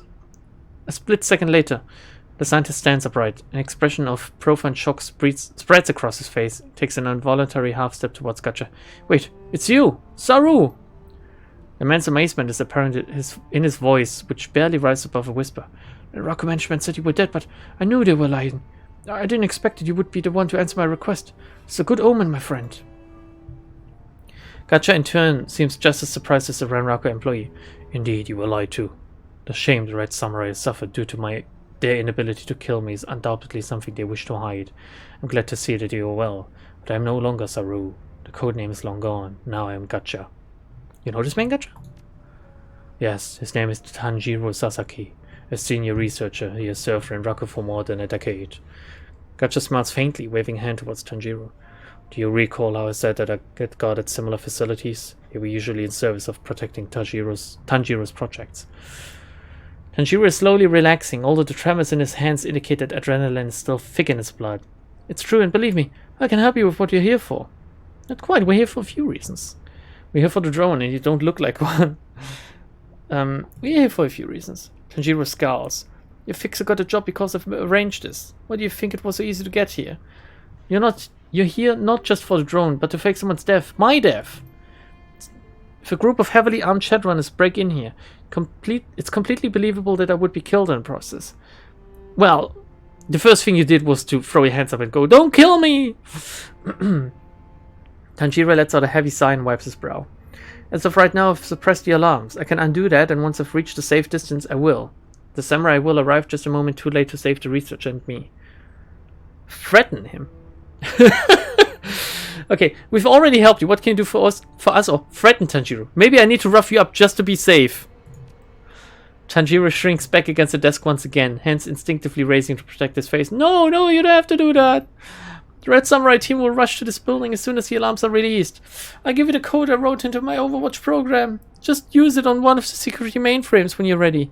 You'll have time to set up any ambush you like. Gacha didn't care at all that I just threatened his former friend. I don't know. Is it a friend? Could he be... well, who knows. Cradling his chin in one hand, Gacha's eyes narrow. Typically, we would send the main force in through the front, leaving one team member aside to flank the opposition. It would be advantageous for us to isolate one of them and pick them off before the main force engages us. Tanjiro snaps his fingers suddenly, looking at Gacha. You can use the quarantine room. It can be programmed to destroy contaminants or apply lethal amounts of electricity. Regardless of which you pick, it should certainly kill anyone attempting to pass through it. Yes, that could work. I feel like this guy is guiding us into a trap. Gacha nods to you, expression bright. If we were to make the quarantine room look like the point of ingress, they would send at least one of the teams there while the main squad utilized standard routes, namely entering through the front door. What? Are you the only one that ever entered a facility like this? They wouldn't recognize it as a quarantine room? Bong Bong, we should let Tanjiro go. He has given us more than enough to accomplish the task at hand, and he is a friend of sorts. I would be sorry if any harm came to him. Get out of here, Tanjiro. He's not leaving, he knows too much. Isn't he the dude that gave us this run? Why would I try to kill him now?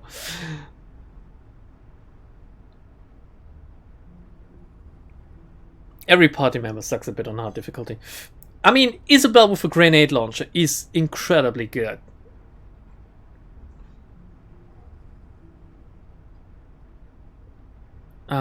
Get out of here, Tanjiro. I'm not gonna kill a fellow weeb. Oh, like an actual Japanese person, I guess. Tanjiro bows low. Thank you. You have no idea what it's been like living under Renraku's thumb. You're giving me the chance to start again, hopefully with a better life. Turns to face Gacha, smiling faintly. And you, it's because of you that I found the strength to leave Renraku. That they couldn't find or kill you was a sign that I could escape as well. You want to be a ghoul? I admire your tenacity, your drive. Thank you, Tanjiro. That means more to me than I think you know. Gacha points towards the door. Go, they'll be coming for us soon enough. I want you to be well out of here when they arrive. Okay, I can decide when to start the ambush though, right? Also, take the drone. This is what we're here for. I should have taken Ragnar with me, actually, now that I think about it. For reasons like this.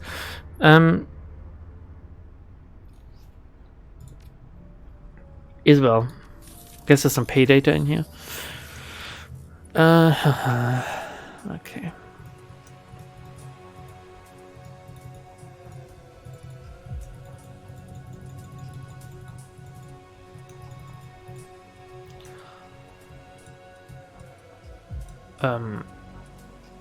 Okay.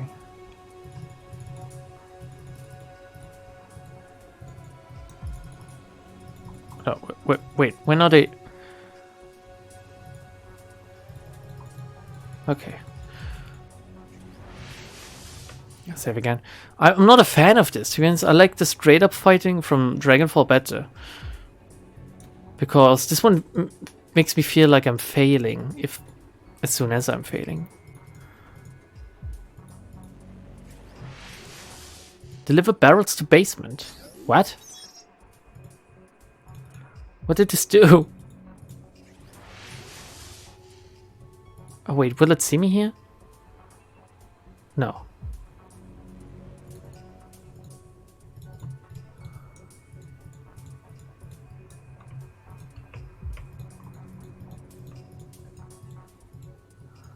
Oh my god, this how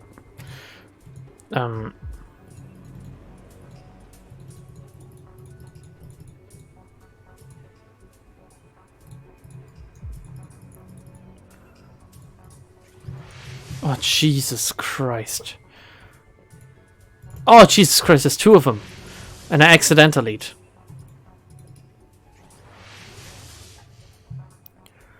So wait for the second one to pass. Then get seen by this one? Oh man.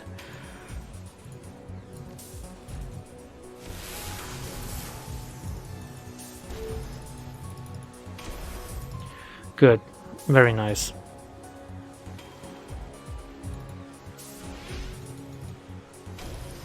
Start moving immediately. Okay. 40 trays already.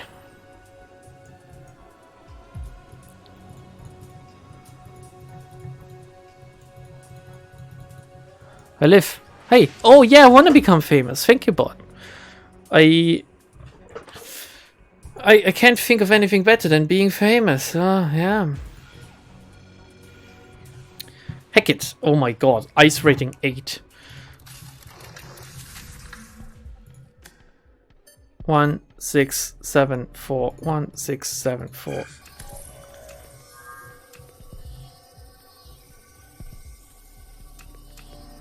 It's this one.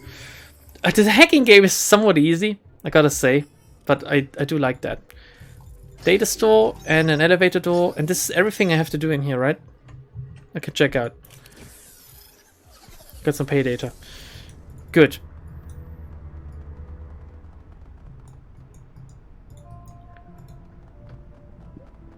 The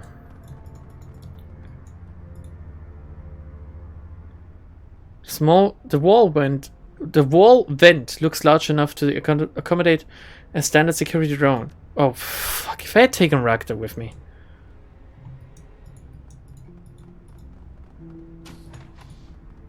What is there in the basement for me to do? Got karma due to that. There's toxic barrels here that I guess I can blow up. More medical supplies.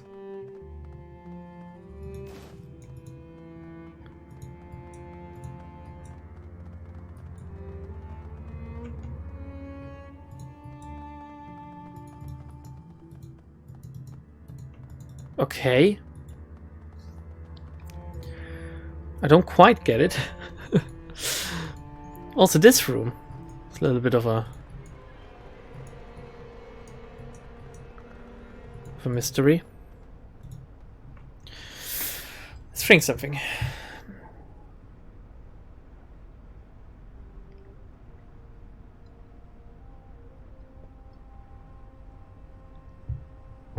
I think we're gonna end after this mission today. I'm very sorry.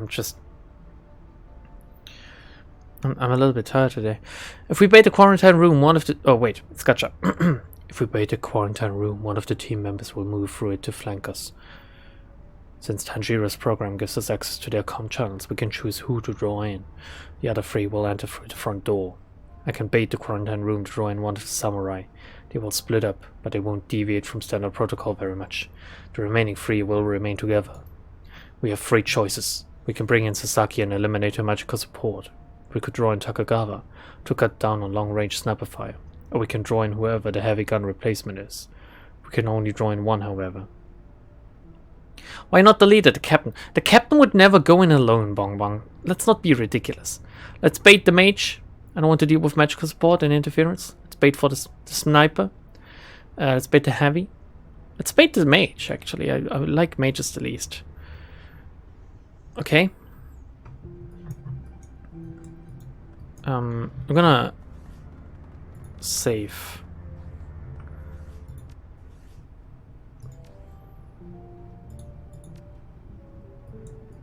And then we start this, I guess. Let's see if we can do this in one. So far, the fighting has been good today. The terminal glows blankly, awaiting a command to unsuppress the alarm system and tap into the right samurai communications channel. Set a trap. Alright, Gacha, your friends are inbound. Gacha licks his lips in anticipation, which must look very sexy with the blood flowing down his chin. Now they will learn what it is to face me in true combat. No more running, no more hiding. Tonight, we end this for good. And now what? I go into fighting mode. Where are they gonna enter? Here? So one of them will enter there. Do I go down into the basement to wait for them? Or what does the game expect me to do? Do I need someone to be close to the terminal so the quarantine room can be operated?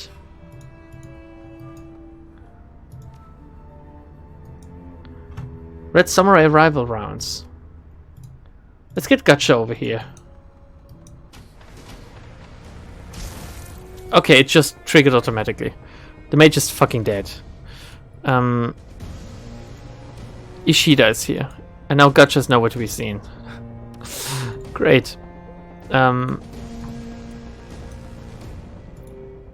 Bong is gonna get to cover. Oh, okay, one of them apparently entered over here even though there's no fucking entrance whatsoever. Takagawa? Where's the other one?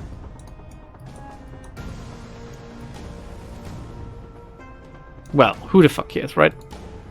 Who the fuck cares? I certainly don't really.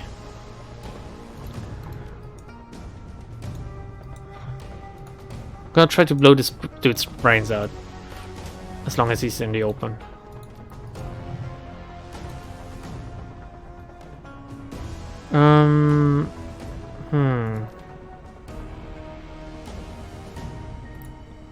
It's too far away.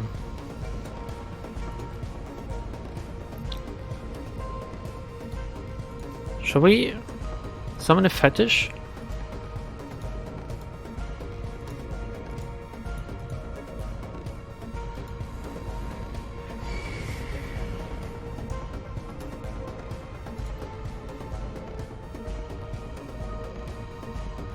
Target ignores all enemies. Oh, on a 99% chance to hit, I missed? Are you kidding me?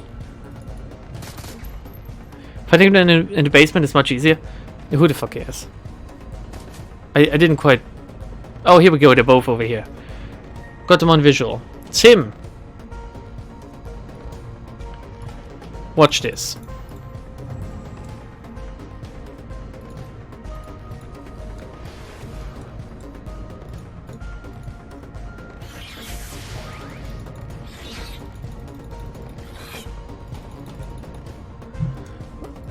Fucking watch this. No. Yeah, let's do this.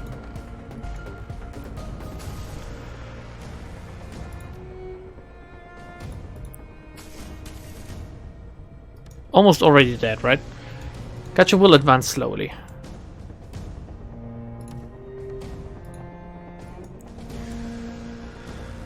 We'll try to set up Isabel over here.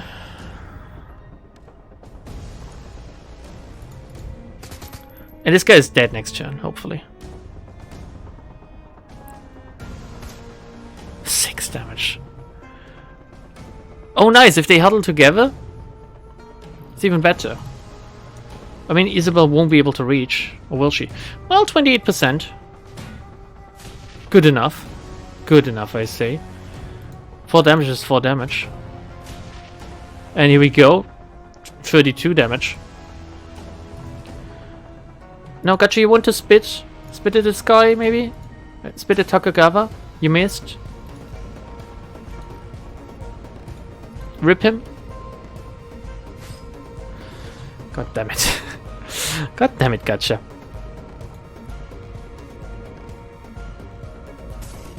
Alright, he's dead.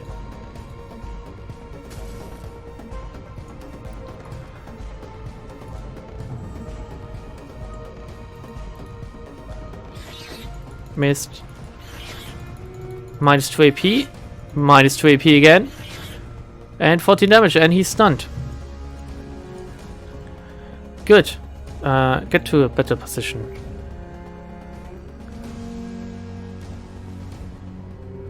And Bong Bong will just keep.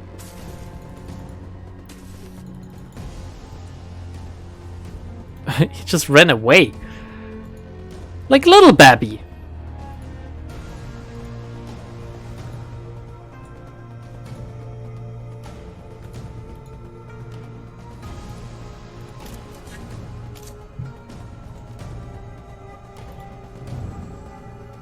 Didn't escape.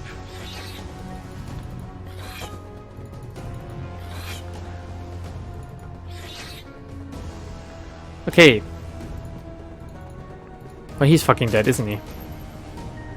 1 remaining! I think taking out the mage was the right decision, actually. Can we unsummon this thing? Guess we can destroy it.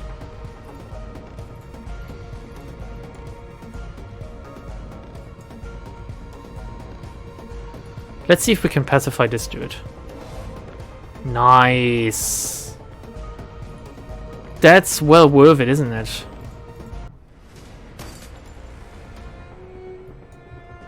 Oh, it pacified him so much that the turns ended. And he got another shot at me. That was dumb. Come on. Well, gotcha, it's your time to shine. All of the cooldowns have reset due to that, so... Can you please?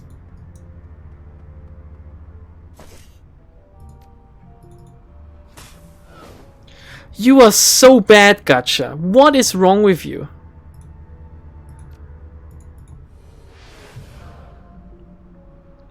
What's going on here? I can talk to him?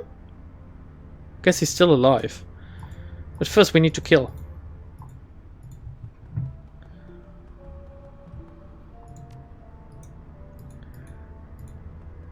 Just gonna advance slowly. It's a lone sniper. What the fuck can you do?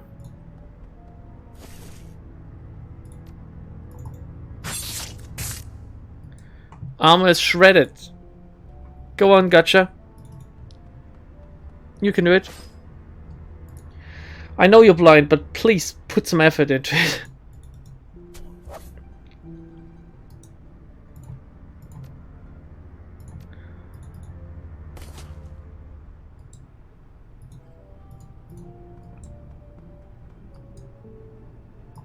Ah.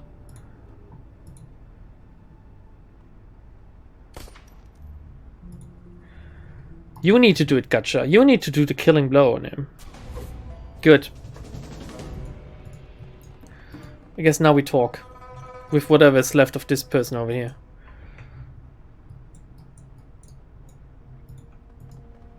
I need to... Give me a second.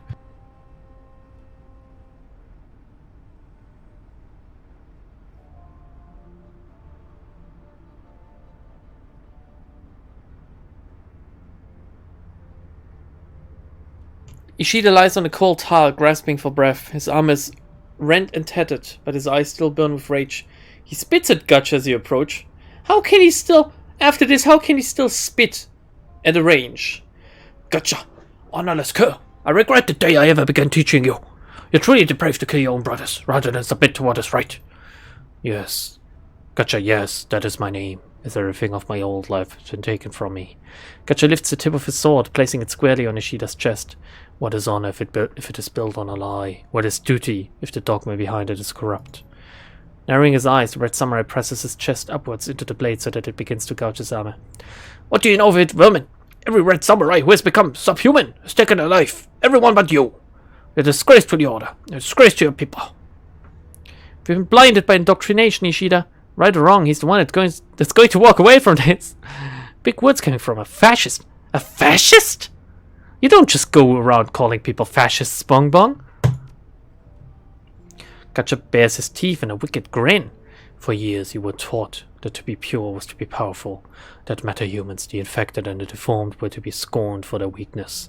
Yet here I stand, and there you lie, broken. You think a victory over Sasaki Takagawa and me makes us superior? Ha! Ishida's mouth twists into a cruel, sorrowful smile. You'll spend the rest of your useless days cowering in the darkness, eating the flesh of your betters. You're no better than an animal, skilled though you may be. Snarling in fury, Gacha hurls his katana to the floor.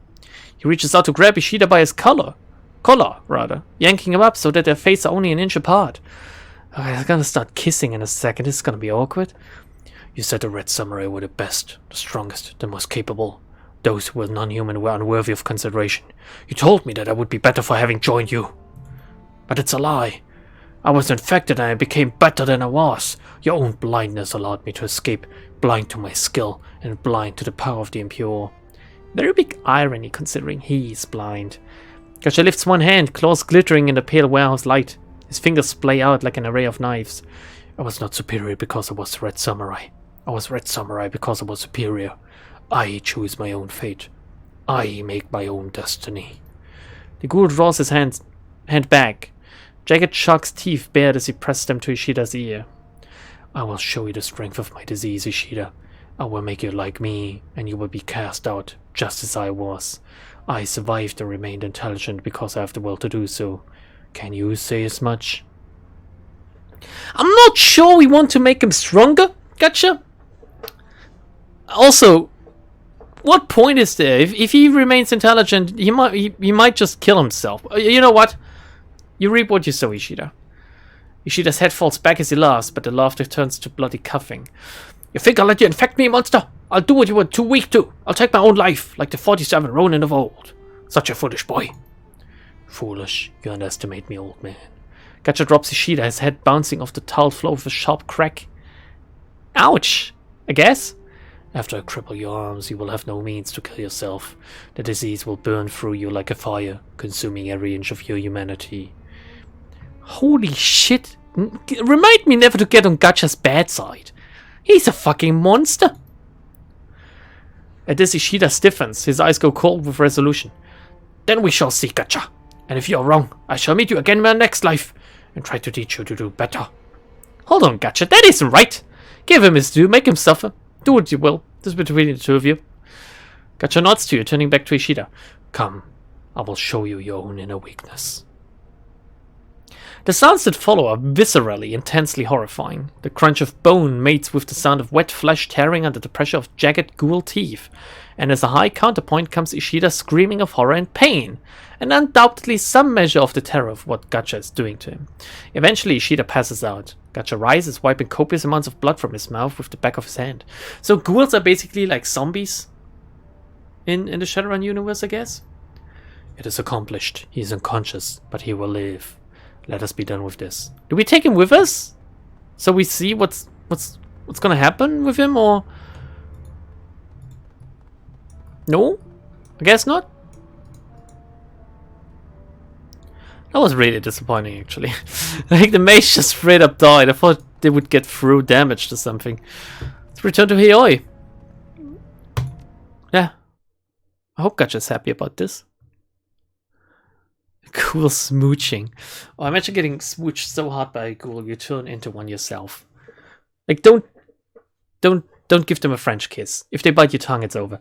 The sun's rays paint Hong Kong's mountains even, in a palette of orange and gold as they speed by outside the train. With a final flash, the sun dips below the horizon, foretelling the inevitable descent into night. Gacha is silent as he walks back to the MTR station. His body remains as tense as the cables on a suspension bridge, but his expression is triumphant. Ishida has been punished. All that awaits him is a slow descent into hunger and possibly madness. If Gacha is happy, I'm happy. What can I say? Point was to free him from the past. Think it was a good idea?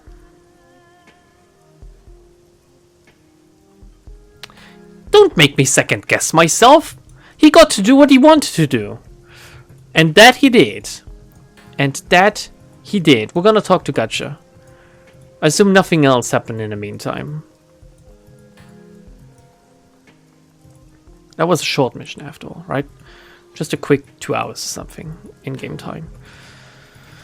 Oh, I swear to God, if Gacha kills himself. Let's get the money first. Oh my God, I have 200 messages. Maybe time did pass. Wait, if it's 200 messages, how can it only be Mother's notes from Crafty? Oh, hey Bonbon, here are those notes you asked for, but before you dive in, a heads up, they're a complete transcription of that list from my mother's journal. As in, they're the thoughts and ramblings of an insane woman. It's not an easy read. No, it's a long text. No. Another dream. This time it was a near figure, a shadow, a ray, faceless. I heard its voice, though it did not speak. And when I awoke, I was inside my home, though I had been in the city just moments before. Where am I? A weight dropped into me. I felt the words of the rave in my skin and the tips of my hair. I saw its mouth in my mind's eye. Rows and rows and rows of lies. Morning. My hand was to the paper before I even knew I was writing. I wrote the words. These words, they cannot lie. I added it to my list. Evening. Was it a king I saw? Was it really there? I was in the city, I'm sure of it. How did I end up here? Was I carried back? My list is growing. Soon, with this knowledge, I will stop the kings. A step forward is a step backward. A step backward is a step forward. Oh my God, I need alcohol for this. He needed your advice in a moment of weakness and you failed him. Well, then so be it. No regrets. He just took a bite and left him be. Well, considering that he's going through... How can I put this? Let's just say that being turned into a ghoul is not a safe and effective procedure, Lightning Hand. There might be some complications along the way. Each rave has a name, a true name and a false name. Knowing their true name is knowing their weakness. To call them on their lies is to make yourself invincible. They will still try to eat you. They fear the feathers of unborn chicks. Kings must be one or the other. That is, of the negative world or positive. Positive doesn't necessarily make them good, nor negative make them bad. They simply are. Once a deal is brokered, it cannot be unmade. Kings and the planets are closely connected. When nearest the sun, the power wanes. When farthest, it grows. There's only one rave. There's only one rave. There may be two raves, but there's most certainly only one rave. Oh god. They must follow the laws of the universe, rules set in motion long ago. Should they concede defeat, all is lost to them. Kings are the rulers of us all. They take from us their lifeblood, and with it parts of our souls. Do not give them what they seek, and you will be their match. They cannot lie. Morning, I'm at breakfast. I fell on the floor in the shape of my death. It fell on the floor. What? It fell on the floor in the shape of my death? What is this? Another truth revealed to me. I added it to my list. It's all or nothing. They are all liars. But I thought they cannot lie. Another dream. I was in white space. I could taste the color as if it were air. This time no voice, just rows and rows and rows, and rows and rows and rows and rows and rows and rows. A mess, I know. It's not a whole lot of significant material other than what I already picked out, but even that is contradicted within Mom's notes. Everything should be taken with a grain of salt. Meanwhile, I'll keep looking into it. Good luck on your end, Crafty. I have 100 message, but I can't read it, apparently. I can't read it. So we walk away. We go down the basement. We talk to Gotcha. And take a scolding. Like, he's gonna go, oh no, I failed. I did let him get away. One of these statements is true and extremely important. Now to try to guess which one. Maybe the breakfast one. The dim cabin's air is thick with the pungency of incense. A small, rudely constructed altar sits near Gotcha's body of mementos. Consists of a wooden box, a few trinkets, and a bowl for burning incense. Gotcha himself is polishing his sword again. He runs a claw along the length of the blade, feeling and listening for nicks and dents. Good evening, Bong Bong. A fine evening, isn't it? He puts the sword aside and smiles in a general direction. What can I do for you? Sort of assumed you'd want to talk about what happened with your team. Of course I have thoughts about it, but why would I burden you or anyone else with them? If you would like to talk about it, then we may, by all means. I'm a private person by nature, however. This is why I did not seek you out to speak on it. Of course I want to talk about it. Are you okay? A curious question. Pardon me, I'm just... Fuck me. Am I alright? I, the one who survived, who has now shed his old life entirely, who no longer need worry about assassins on his heels. Yes, I'm more than alright and free. The team is all dead save for Ishida. He will know what it's like to feel the disease burn through his brain, stripping logic and artistry and leaving only hunger in its wake. When it is done, I am certain he will be an animal, while I remain, whatever it is that I am. Gotcha, but one that may speak and act as a free being. Gotcha grins thinly, cradling his chin on one hand.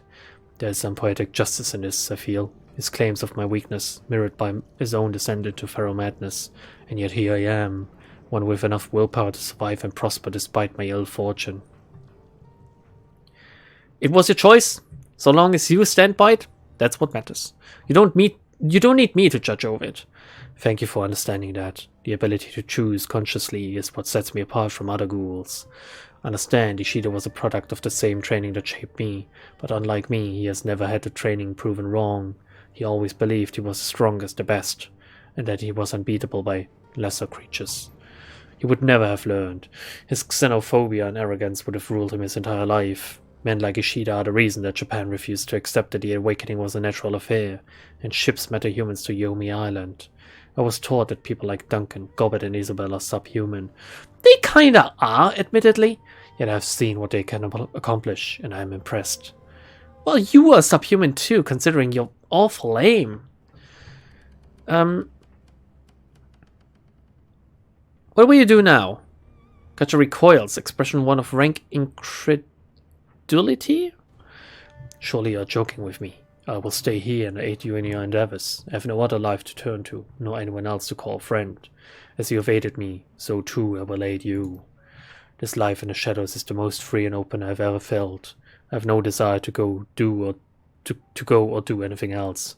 Perhaps later I will, but not anytime soon. What did you think of it? Cocking his head, Gotcha laughs. This is what we're already talking about, isn't it? Has it changed your outlook on life? Yes, I think it has. My lesson to Ishida should not end with him. If becoming a ghoul has allowed me to prosper and become stronger, surely I should hone my instincts, just as my training honed my swordsmanship. If I can apply the same focus to my new nature as I did to my skills in combat, I am certain I can prove that to be a ghoul is only to be different, not lesser. I knew this before, logically, but I did not feel it. To know and feel are different things entirely. God damn it! Regardless, Ishida's sword's now mine. What? It is a newer blade than my own, and appears to be made with some manner of enhanced decode process along the tungsten carbide edge. Can I have it? He lifts the katana, running one claw down the back of the blade. I've noticed a marked improvement in my speed when using it, particularly with follow-through moves. Should an enemy fall to the sword, I will be able to reposition much more rapidly. So he gets movement after killing someone. Have a good night, Gotcha. And the same to you, my friend. He seemed happy to me. I don't think I actually failed him, to be honest. So let's claim payment. Maybe we can now read the message. No, it's still bugged. Okay. Sell the drone. Send a quick mail to Kenli Chang, informing her of the drone you've recovered. Brave of you to do the side work without telling me, or stupid. Take your pick. Luckily, Auntie Chang knows plenty of buyers for your new toy. Send the finder's fee over to you right away. Wait, could I have given it to Rakta? Shit. Yeah, the mail thing seems to be bugged.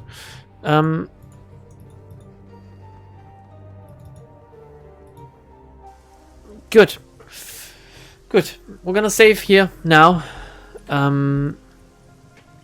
Man, you level up quickly in this fucking game. Holy shit. And then we're gonna... Like, there's a few Let's Talks, I think. I can see at least one. So, YouTube-wise, this will be the end. Bye, YouTube. If I should ever upload this.